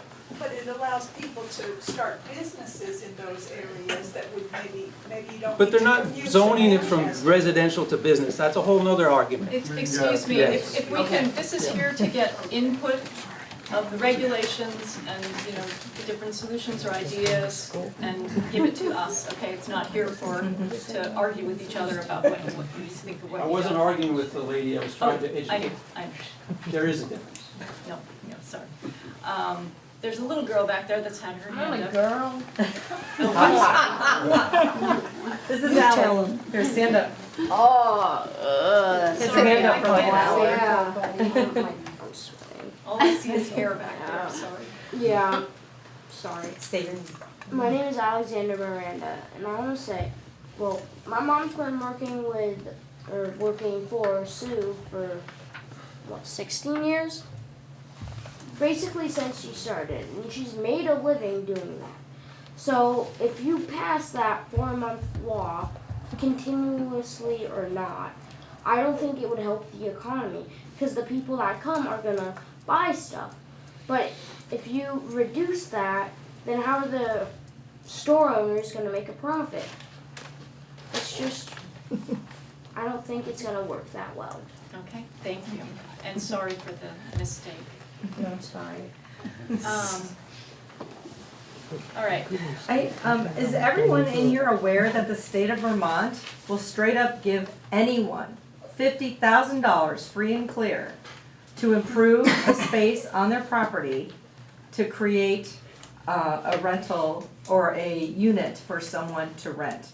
If you have an apartment above a garage that's dilapidated, they will give you $50,000 free and clear to improve it. And then you work with the local Bennington County, to get the funding. And, or if you want to create and build a unit on your property, they will give you $50,000. If you want to improve your basement and turn that into a rental, they will give you thank you for that information, but again, we're here to discuss the regulations. But I mean, that is like, I'm just saying an alternative to requiring short-term rentals, to inhabit their homes, owners or whatever for 4 contiguous months. Like, there's a huge opportunity to create housing here, besides that rule. And so I also beg you, please don't include that verbiage in 3208. All right, thank you. And also one more quick, we have a Scott Thompson right here, he knows how much he is constructor, In construction here is very expensive. Minimum per square foot right now it's $400. It's minimum from $400 to $800. So even if you want to build additional dwelling of 1,000 square feet times 400, and this doesn't include your septic well and foundation, you're gonna have 1,000 square foot home at $500,000 cost. So are you gonna be able to rent it as affordable housing? It's impossible. Numbers just doesn't work. And like I said, Frank's idea was phenomenal. We can get government funds or town of Dorset, build some apartments. I'm gonna let Kit speak because she hasn't spoken. Just as a member of the planning commission, I would beg everyone to move on from this topic. I think we've heard it, you've heard it, we've heard it, and we'll take it into consideration. But there's a whole lot. Is anybody here with comments on any other part of the bylaws? It would really be helpful to the select board to hear about other sections that might be of interest. Thank you, Kit. Well, I came specifically to comment on the changing of Village Street to mixed use. I know originally the planning commission had wanted to do that with Mad Tom, and the neighbors on Mad Tom didn't really like that. I live on Village and I love the idea. It's perfect for, I have a big, huge house, and I'm an empty nester, and I like the idea of, we have nowhere in East Dorset to gather, a cafe or a store, or I think it would be a real community builder. And also people not having to commute, you know, you could make jobs for kids and people who live right here, work right down the street.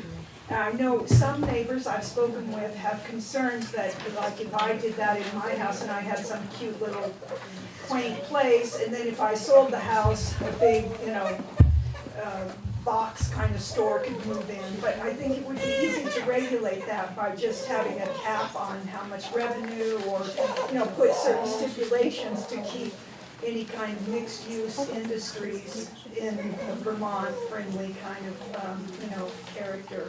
But I think it's great, and I also think it would help with the housing thing, because, well, for instance, in my house is like a rambling, it's had all these additions. It would be perfect to have like an apartment or, you know, as well as a store, and have it all, you know, right there on the premises. So I really hope that's going to happen in East Dorset.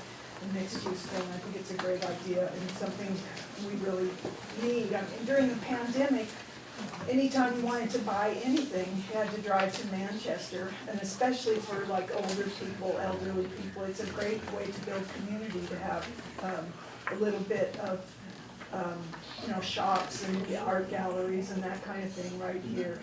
So I'm all for that. Thank you. Does anybody have any other comments about anything else in the 220-page document, except that one paragraph?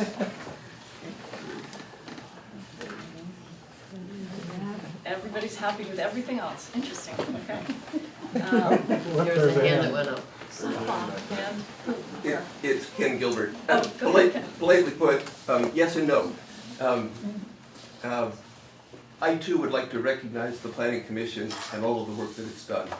There is a lot of effort every month, long meetings, lots of detail. To get to this point has not been without a lot of work from those people. Whether you agree with the result or not, they have put a lot of effort into it, and they deserve our thanks. They certainly have mine. And I do agree with a lot of what they have in, and I don't agree with everything that they have in, but they have my respect for all of the work that they've done. Well said. Thank you, Ken.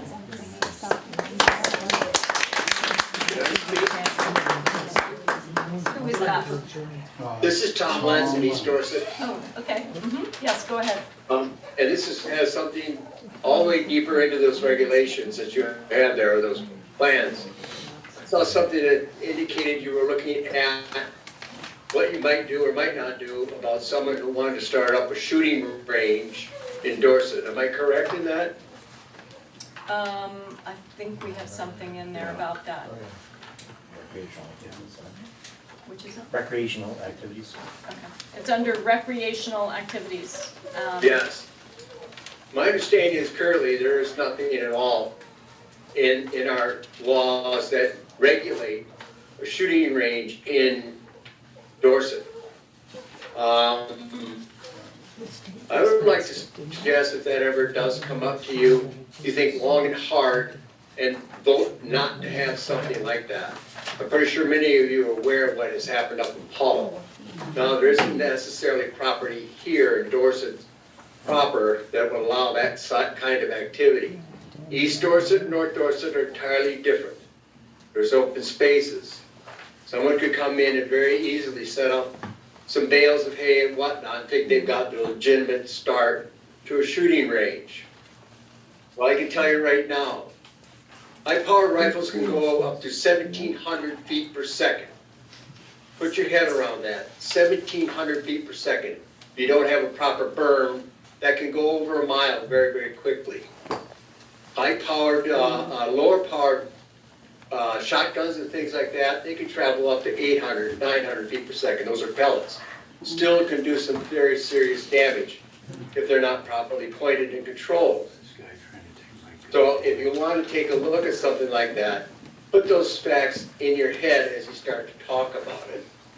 We've had an incident here in East Dorset, where last fall, a bullet went through the backyard of somebody's house. While the person was in the kitchen, the bullet struck the wall.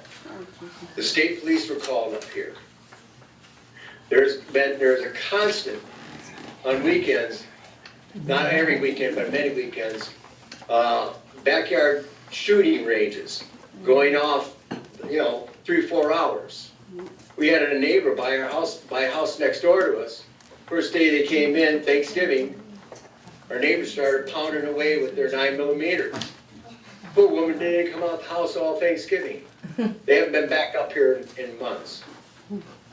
Okay, so if you can, I would suggest you pass some kind of law, a regulation, that discharging a firearm within 200 yards of a residence, that would be prudent. It should be even farther away.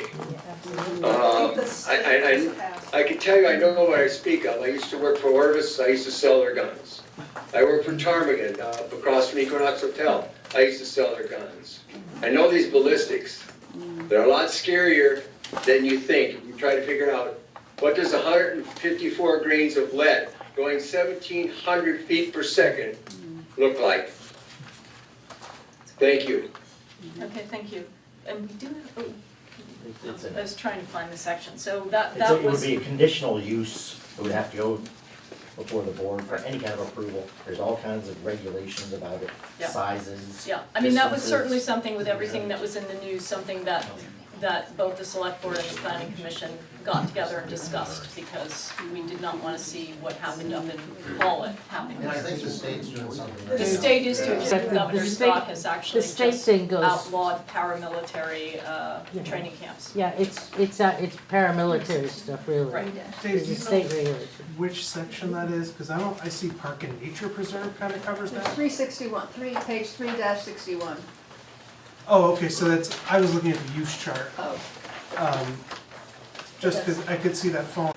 Yeah, it says you have to have 25 acres. Oh, okay, thank you.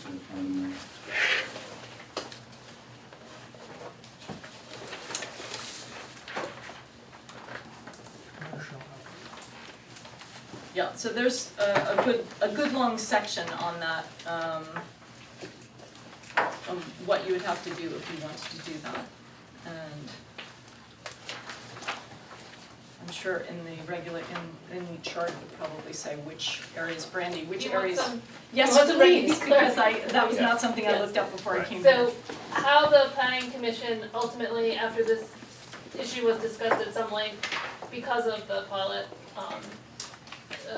case, the idea is that you allow for commercial outdoor recreation, and this is not people having a shooting range for their own personal use on their property. It is, some sort of a revenue generating business or a club or something like that where people are invited into the property to shoot. So that falls under that umbrella of a use that's commercial outdoor recreation. And then these standards are in there to look at what is required for a shooting range that will be used in conjunction with a commercial outdoor recreation activity or business. Okay, thank you. So it's, section 3220. But it does permit it.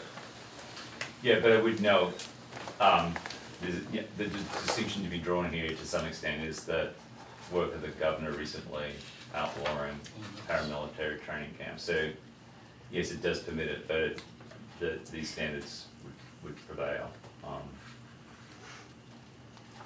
And do you? And it's a conditional use, which means that it would come before the DOT Sure, and Right. be fully warned.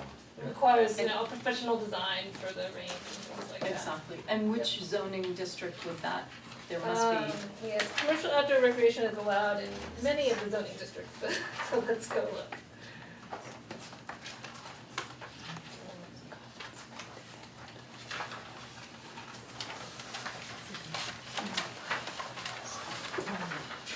So rural mixed use, I found that. Yeah.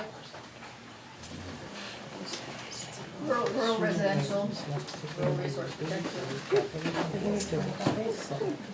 Yeah, the general business and the the 3 rural districts. Right. And if you are going to have shooting activities, that does require the conditional use approval too. So, And the minimum parcel size is 25 acres, which that combined with those zoning eliminates districts dramatically reduces the number of potential parcels that can go up that way. I don't think there are any 25-acre parcels in your general business district. Yeah, that's what I was gonna say, the general business is pretty small, pretty Yes. limited. Yeah. Yeah. Okay. But do we have any noise regulations in Dorset, or do we have anything common like a noise regulation? Because even if you have something like this on 25 acres, it could drive neighbor crazy. Yes. Because the noise could be, it doesn't have to be a camp or shooting range or anything. It could be a group of friends shooting all day long. Yeah. And how about people who live close by?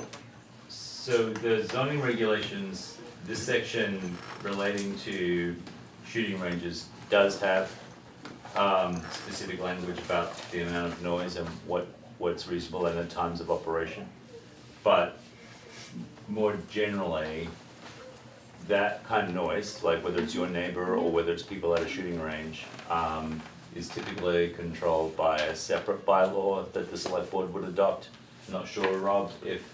Do we have if- any law? if- Noise? No, it has. We tried. Right, and so it's actually. We tried, it didn't It's work out pretty well. challenging to pull off. Yeah, there's often dramatic resistance to the idea of having a noise ordinance because it'll be leaf blowers as well as Yep. rifles and all that, you know, a lot of things get caught up in it. And so the first thing is that they're not as popular as you might think in the general public. And then the second part is they're incredibly difficult to enforce, particularly if you don't have a local police force to do the enforcement, because that's normally the mechanism that you use to enforce it, not the zoning administrator. And so Dorset doesn't have a police department, and so you've got this expense associated with actually trying to implement something like that. Kind of makes a helipad look not so bad. But noise pollution is the main problem for majority of the people.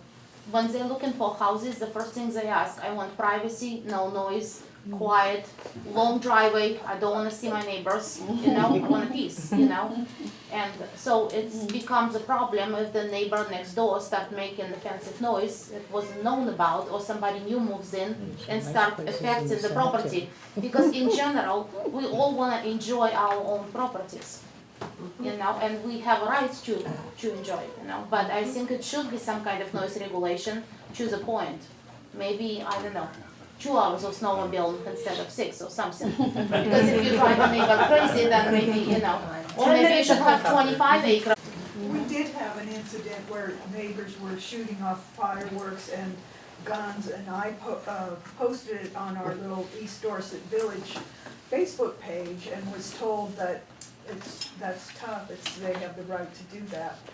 However, one morning, the same neighbor was letting off fireworks early in the morning, and the state police did come and stopped him. He was drunk. But anyway, it was very annoying, you know, especially people who work at home, you know, and the dog cowering under the bed. It's not very nice to be around. Point of clarification too, there are noise benchmarks too for allowable uses in here. Yes, there are. Where there wasn't before. Right. You know, and it's more related to commercial activity, I think, than residential, but currently there's no noise benchmark at all. But as part of the review process with certain uses, noise is one of the things that's taken into. If somebody's gonna get a permit, Ryan, with some level of, you know, measurement, and then it would be on the town to. Input.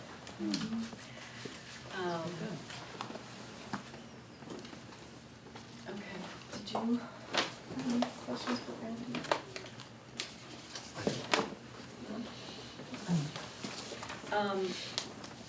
Can I ask, Brandy, while we've got you here, I was going back over the steep slope, language, and I was not clear if someone were to, on the wall there that is a general indication of the areas of Dorset that are likely to be subject to the steep slope provision. So if someone were to come in with a proposal that would involve moving the earth or putting in a road or a building or something like that in that orange area, that would trigger Tyler saying, well, we're going to need to evaluate the slopes in this area.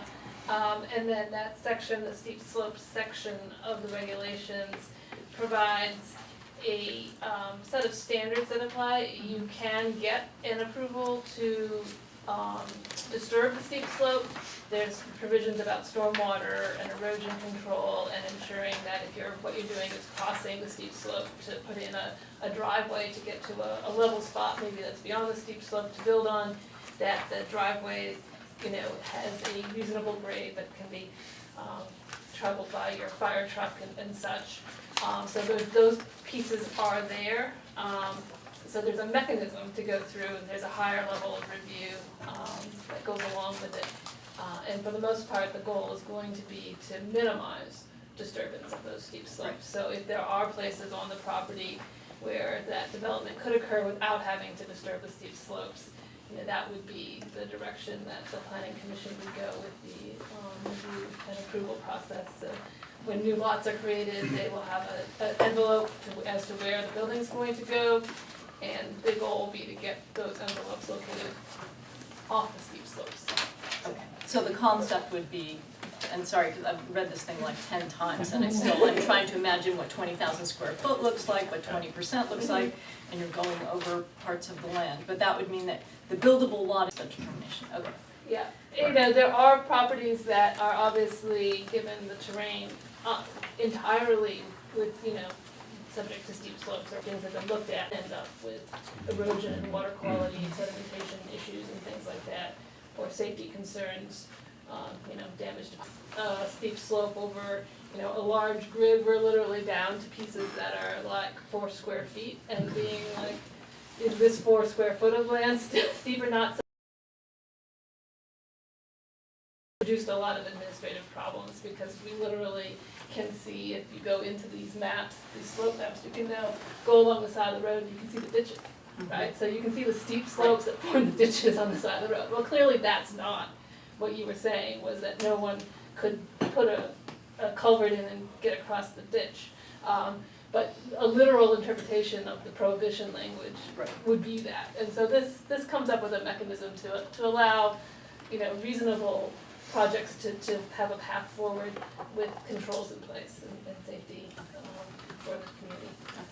Can I ask a quick question? Is this in regards to a new developed land or to the parcels that have been subdivided and went through Act 250 and already have wastewater permits in place?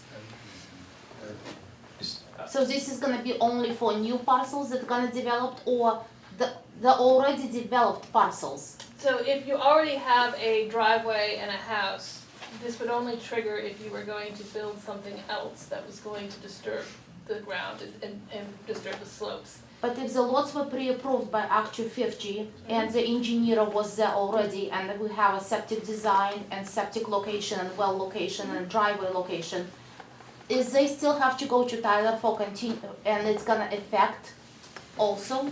A lot that has been lawfully created, but doesn't have a permit yet for a house on it, so they would need to go get a zoning permit for the house, would need to meet the standards that are in place at the time they go get that zoning permit.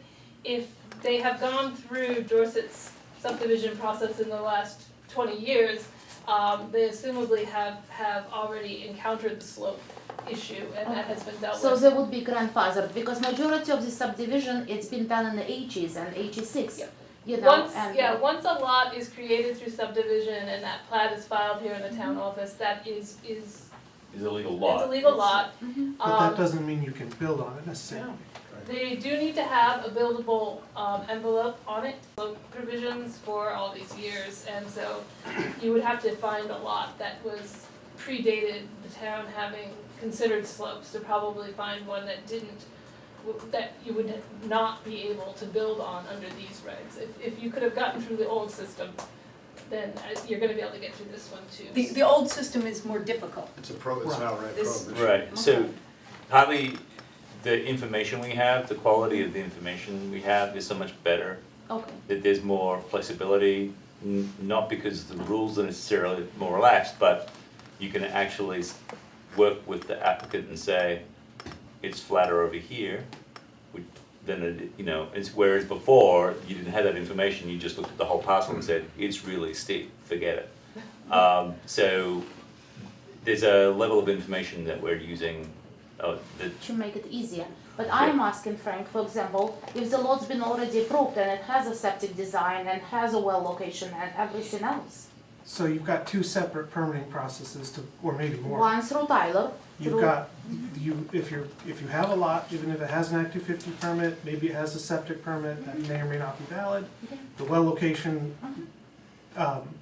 that's a separate process than town zoning. So you may have all those things approved at the state level, but then when you go for your zoning permit, you might find that you don't have the area under 20% to build. That would be a possibility. But how Act 250, for example, approved everything, right, in the state and give people permits? I'm They're- just saying because we Right, sell they're- land, because they're separate, so we because have they're to be separate aware. regulatory entities with separate rules. Act 250 they don't have a blanket steep slope So criteria. one hand doesn't know what the other is doing, I mean, Well, the state and the town. They're looking at different things. Gotcha. Because we sell on these parcels, we need to disclose to the buyers, it's gonna be buildable lot or not. Right. And until they actually send application to Tyler, we wouldn't know how steep Right. is that slope. Right.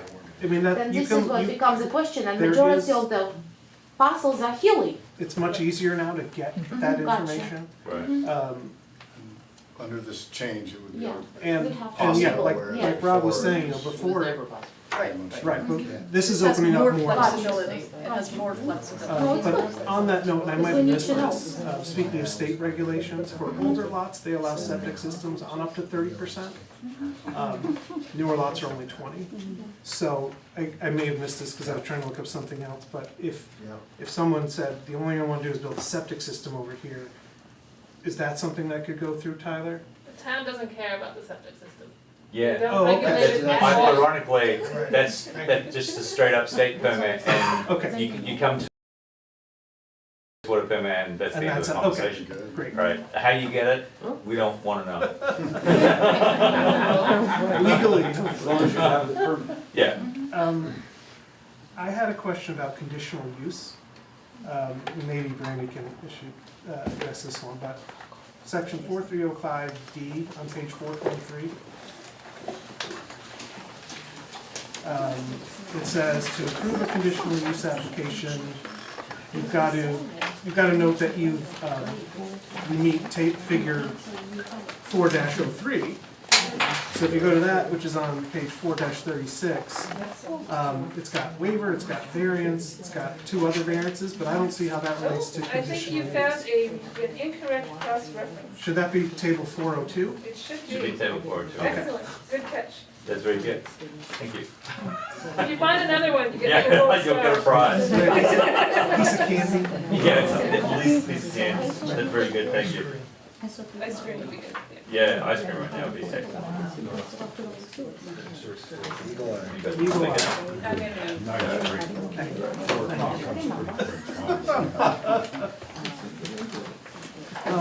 I also want to talk about stormwater, but it's 9, and I don't know if it seems like we're tabling this anyway, so I'm happy to do that at our next meeting.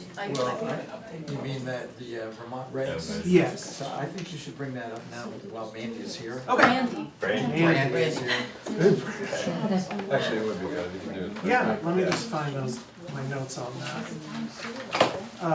So I was looking at section 3018 F4. And so it's got some different, you can either do a full stormwater design according to state plans or use the simplified method. And my issue was number 4. For if you've got between 10,000 square feet, or if you've got over 10,000 square feet. The state regulations don't kick in till half an acre, which is 21 square feet and change. So we're creating this new standard where the state doesn't want you to regulate it to their standards, but we're asking the town to do it. Between 10,000 square feet and half an acre. And the problem with that is the state's stormwater rules are unbelievably complicated. You know, I work with them daily. And we don't have, the state will not take time to ask questions for us for for something they don't need a permit for. We don't have the staff to review those standards or those designs. Even if you hired had a town engineer to do it, I've yet to have a stormwater permit that's gotten approved the first time. It's a continual thing. You go back 2 or 3 times. There's a lot of subjectivity and vagueness in those rules. So I just don't think that we should be requiring on a town level to get a state permit when the state doesn't require it. So proposals. So my proposal would be, you know, to say, to get rid of that section 4 of that 10,000 square feet to half an acre, and say instead, just say between 2,500 square feet and half an acre, you follow item 3 and you can use the simplified method instead. Because it's just cleaner. Then we don't have anything at odds between state regulations and what we're doing. And for these smaller square footage, the way you have to run certain calculations, they're not designed for small areas. They make a number of assumptions and minimum requirements that make sense if you've got half an acre or an acre of impervious, but if you've got 1,500 square feet, you're gonna end up with something that is complete overkill and won't make sense for the site. It also is a significant added expense to design. The state manual, if we're saying gotta go by the whole manual, would require annual inspections that we would have to figure out somehow. It's incredibly complicated. I don't think it makes sense to do that on anything under half an acre. I think you, as a select board, you could consider the thresholds. You could also consider whether you just want to leave it at getting a professionally engineered stormwater plan and not reference the manual. You would need, the engineer would use some level of standard engineering practice and calculations to determine. So the problem with that, if someone turned to me and asked that and said, well, what's the standard of care? I'd say, well, it's the Vermont Stormwater Management Manual, and you'd have to use that anyway. You could use the numbers portion of the manual that gives you, your anticipated runoffs and all of those pieces, and not have to necessarily conform to the administrative requirements. But we'd have to go through the manual and say specifically which sections were, you'd have to parse the entire thing to say, this applies, this doesn't apply, that's why I don't think we should be involved with requiring state level design for anything where the state doesn't already require it. So I guess I would just pose the question back of the planning commission also sort of talked about this, is sort of at what point in relation to this stormwater issue or in relation to other elements in here do you want engineered plans? And that's once you have the answer to that question, we can tweak the language to do that, but that's really the policy question for you. Yeah. And I think it requires the engineered plans, but it's just, instead of the state standard, now I've lost it, it's that you can use that simplified method that's it's simplified, and it doesn't come with the same kind of administrative requirements. The GSI simplified sizing spreadsheet doesn't necessarily require the involvement of an engineer. Oh, okay.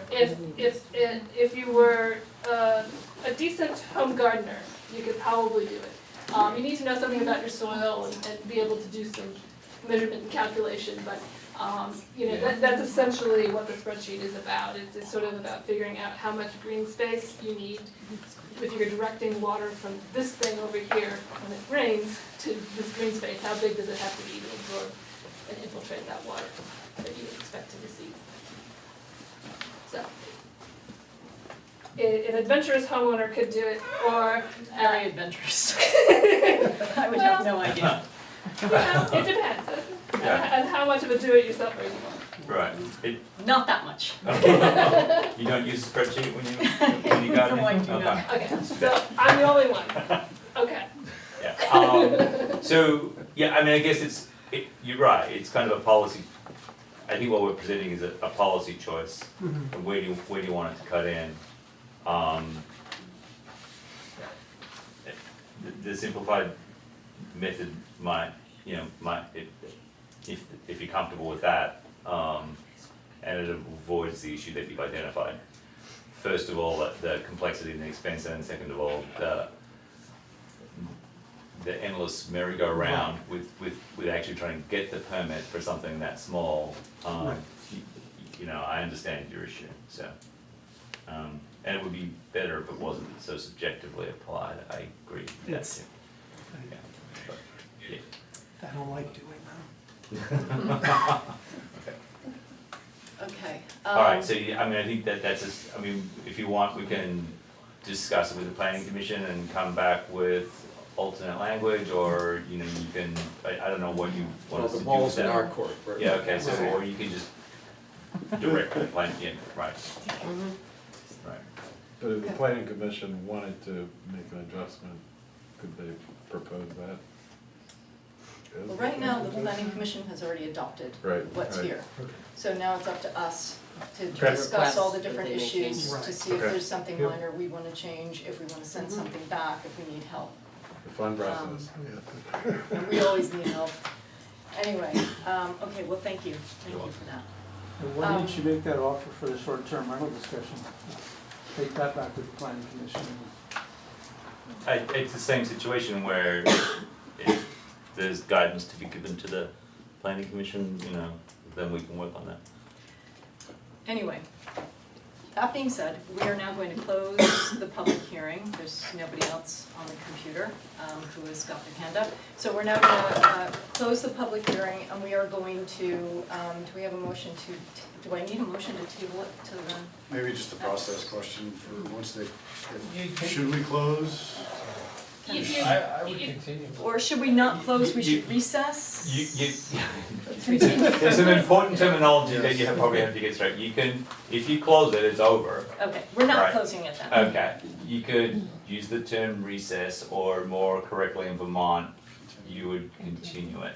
Okay. And so then you would figure out when you're gonna come back to it, so you would continue it to a date certain, which is a term I love, so basically pick a night when you're gonna do it again. Right. Put that in the motion, and then the warning doesn't have to be redone. Okay. But it'll appear on the agenda in the appropriate, Okay. with the appropriate timing. The one caveat is if you continue the hearing, as Rod has laid out, it means that you do need to allocate a substantial period of time during that meeting to take public comments that may come. Yeah. So if, it's your call if there's to further determine whether you think that there are going to be further public comments, and you want to invite further public comment, or whether you feel you've heard the public comment and you now want time as a board to discuss and deliberate. So when you feel that you've heard what there is to be What's out heard, then you should close. Yeah, so one interpretation is that you've heard enough, and Well, certainly on one subject, we've heard. Right, well. But there could be other subjects out there that maybe everyone was so drawn to this subject that they didn't really focus on the other That's subjects. your call. All I'd say is that, but if you were ready as a body just to discuss it amongst yourselves and deliberate, then we could close then you could it. close. And that would be my recommendation to do that, rather than just leave it hanging. Right. How are you guys all feeling? Should we continue it with the idea that there could be other comments that come up? I sort of felt like the short-term rental just was like a lightning rod, and there might be other people that now we're focusing, or? That's reasonable. Do we have June 15th meeting? Right. Yes, it's the 15th. That was because we moved it from the 20th. Right, because I'm gonna be gone. Right. So we could just continue this to the June 15th. June 15th, and then see if we get more, Right. and we can. And if not, we can still Yeah, 'cause discuss what we've. Cut it off halfway through and then. Because it's honestly, this has gotten a lot of people's attention, so Right. maybe people will take another look at whether there's a. Yeah. On Friday, I agree. Oh. It's helpful. Okay, so can I have a motion to continue the public hearing on June 15th, which is not our normal select board meeting, but we had to reschedule, At 7 o'clock. at 7 o'clock. I'll make that motion. Okay, do I have a second? Second? Okay, all in favor say aye. Aye. Okay. Aye.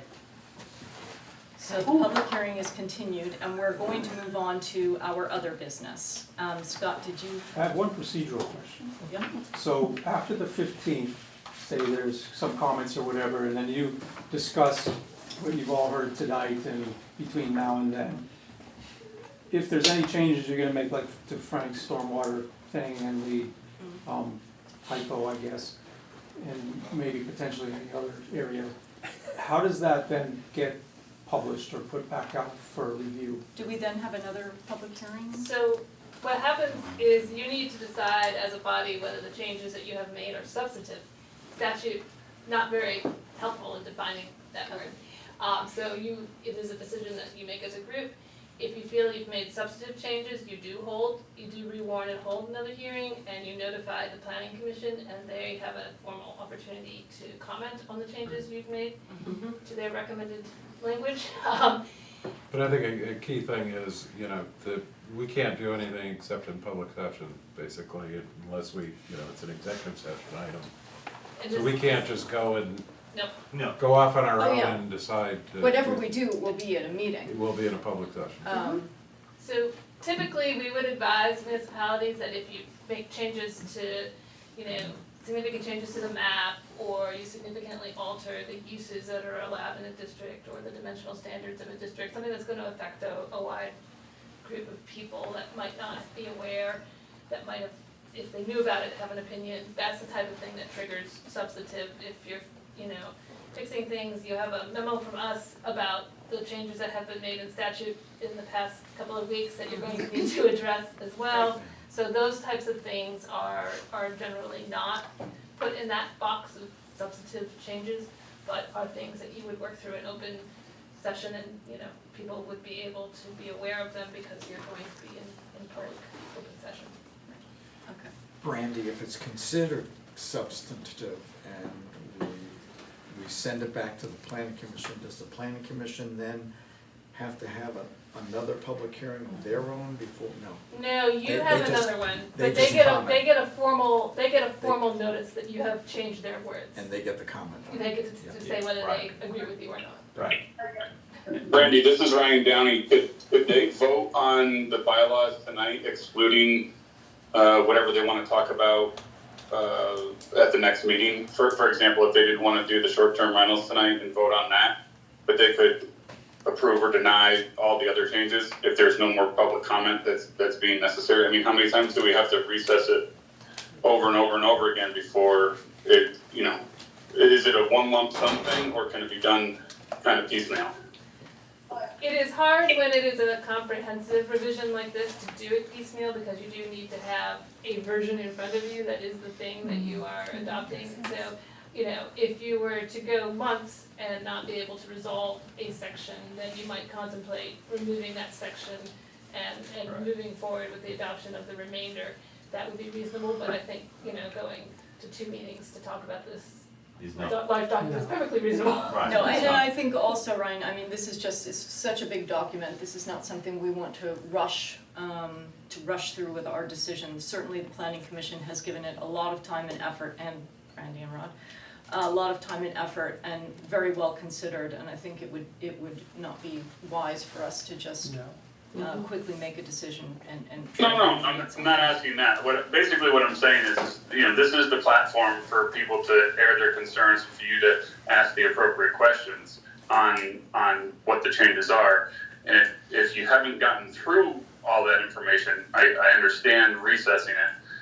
But what I would really not like to see is this affordable housing thing to hold hostage for God knows how much longer the rest of the bylaws, which you guys have done so much great work. The Planning Commission has done so much great work. It's there. You guys are ready to vote on it. What other questions do you have about the other stuff? I see the affordable, I see the short-term housing, being one of these linchpins that just hold up this process. I mean, there's a lot of my clients, myself personally, a bunch of other people that I know that are waiting for you guys to do these things. We all have projects ready to go, and these bylaws are going to be a significant change to a lot of people, whether you vote for them or against them. And I just don't want to see it get kicked down the road because one section of the bylaw could use a hell of a lot more research to make a determination on. I mean, really, I don't think you guys should be voting on any of this short-term housing until you guys get way more research under your belt.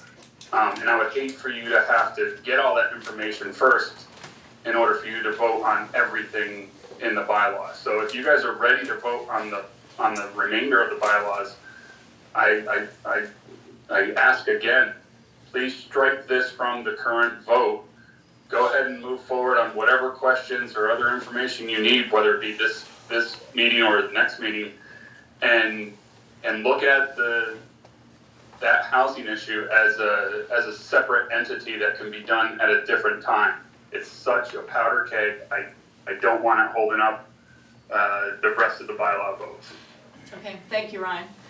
Okay, thank you for all that. We have, anyone who's not interested in the rest of our business is free to leave. We will not take offense, and we still have more to do. We do have and we always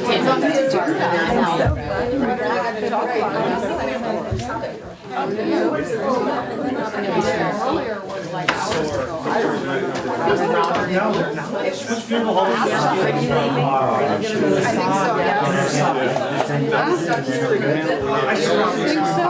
so, We should stay there. You were clear, Connor. We should stay there in person. One for him too. Should wait till Mark. Okay. Kids on fire. Thank you for your comments. Thank you. I disagree with a number of the things. But that doesn't negate all of the work that you guys did and the way the process worked. You vote, I don't. So, but notwithstanding. Thank you. To be continued. That's how I ended up here, so I hope. Here, I cannot hear you. Should be the expectation. It's a house. Are you going to? Well, how are you getting home? Because I've got to. I highly recommend following your girlfriend. It's always been fun to play soccer. He's such an enjoyable guy. Just break a window, Bo. Yeah, don't even suggest that. Okay, guys, let's get going and get out of here. I vote to approve everything. Second. The groundless abstract extension No. approval. What is? Okay. Where is that? I should Number say? 4? I haven't really seen it. Yes. Yeah, number 4, Frank.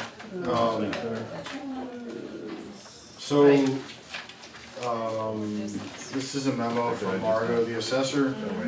Due to the state implementing changes relative to a new program that they've rolled out and that impacts the way that data that they have gets to us, there's a good chance that they're basically gonna send all that info down like in the last week where she's doing everything else to get the grand list ready.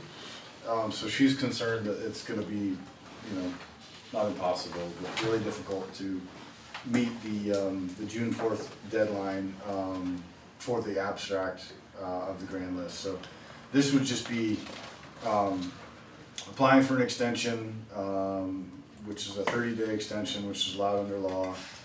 The hope is that it's more or less a safeguard because it's a data transmission thing that they say they're gonna do, but if they do it on June 2nd, Does this have any? and we've gotta have stuff ready the 4th and publish it. So this So is this just. can have knock-on effects, though. If we, If it were to go out the full 30 days, yeah.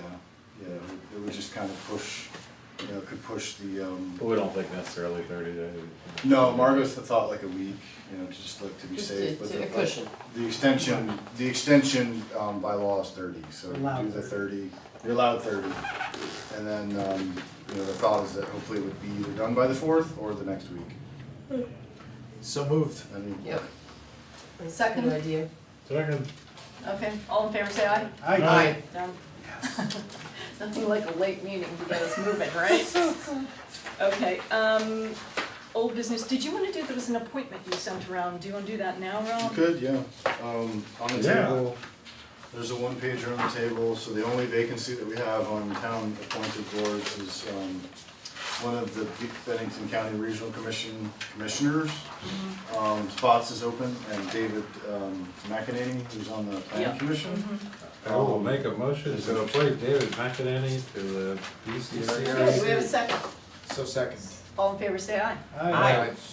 2 seconds, Henry? Yep. Henry, Sorry, I'm trying to catch up here. that's okay. Okay. All right, old business, I like the Danny Pinsino idea there. It's What's that? the Danny Pinsino idea. Where is it? I'm missing. East Dorset Village. Oh, That'd be yeah. great. Okay. sound Um, recording. I just hit the- I missed that. Yeah, the, East Dorset Village, it's really actually southeast Dorset, or South Dorset rather, I think is what it's officially called. But there's just an idea there, just kind of running it by for some feedback, in terms of, there's like this little no man's land, it's on the corner of Benedict and, 7A that, Like the south end of it. the south end of it. Yeah, is- so it South, kind where of it comes comes to a little back. triangle.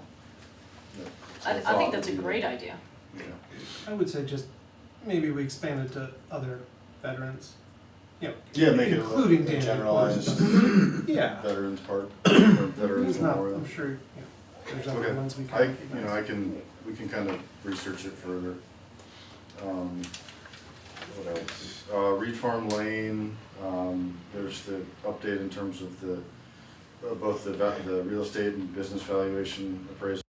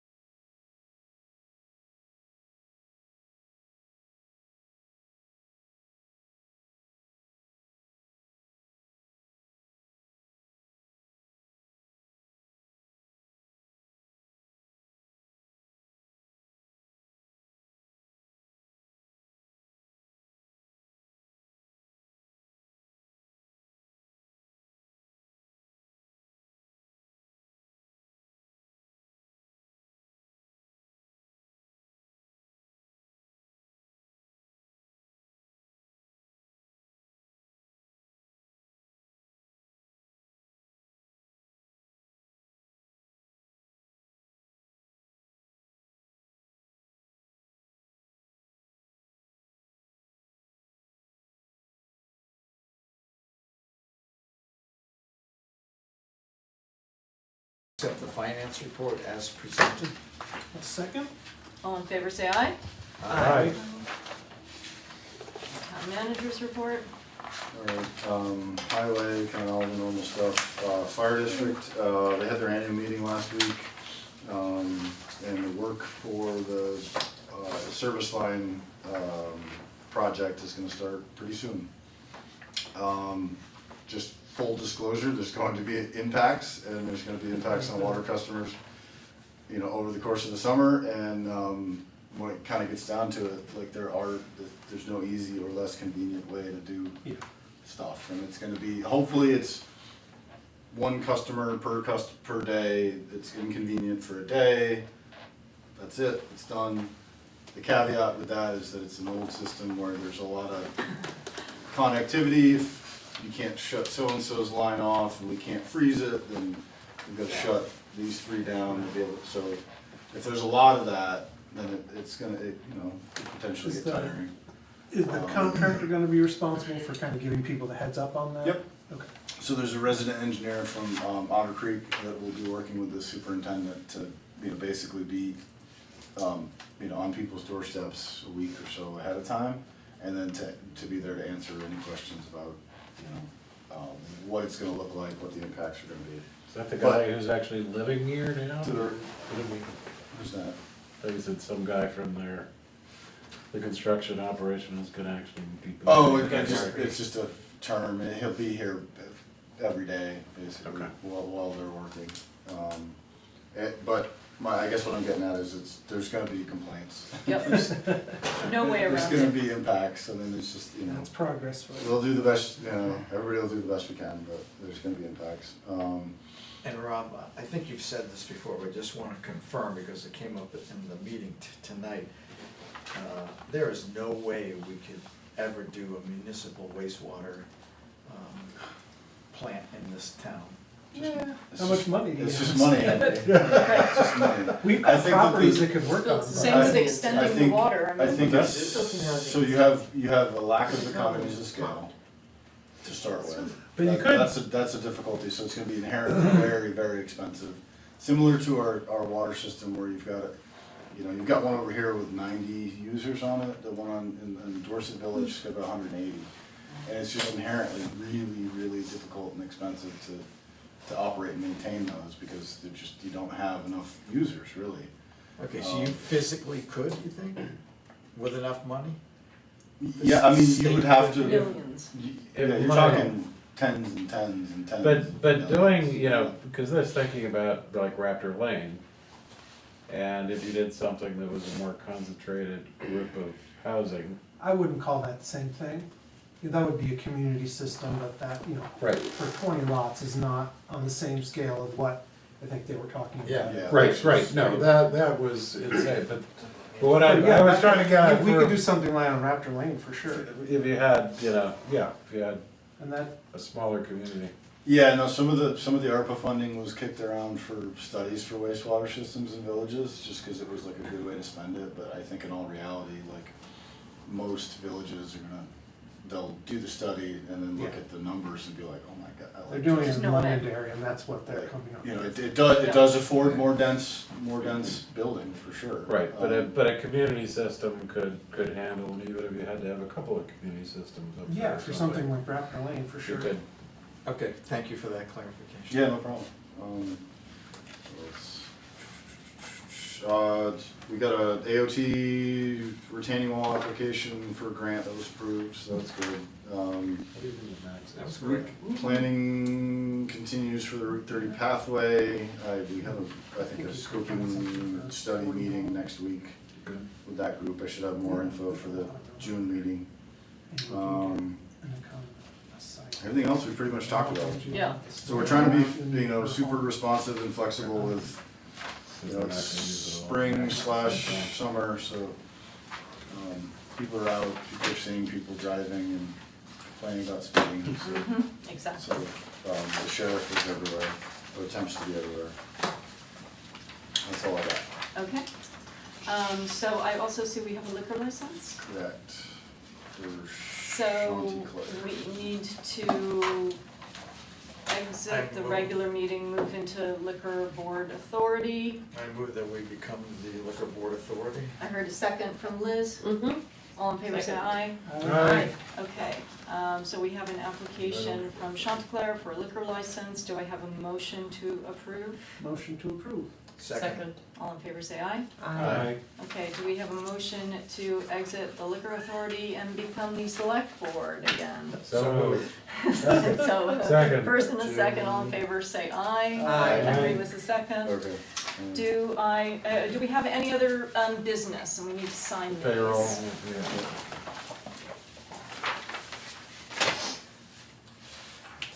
Not too bad. It's 9:35. It was very warm in here tonight, I It have is to warm. say. Get all those bodies together. Yeah. Thank Love the you. AC going. I mean, Have I some also good felt like fun. my ears were burning. The new town offices will have climate control. in the meeting room. Well, top drawer. Yeah, this was the perfect example for Actually why gonna we be need new heated, town heated and offices. cooled with heat pumps. Absolutely. It's the most people we've had in the meeting in A long time. Yeah. Are we adjourned, Shy? Motion, Do I have a motion to adjourn? motion to Oh, adjourn. you don't want to And discuss the, second. Second. what went on All in tonight? favor, say aye. Aye. Aye, aye, aye. Gosh. Now we're adjourned. The last time Okay, we now were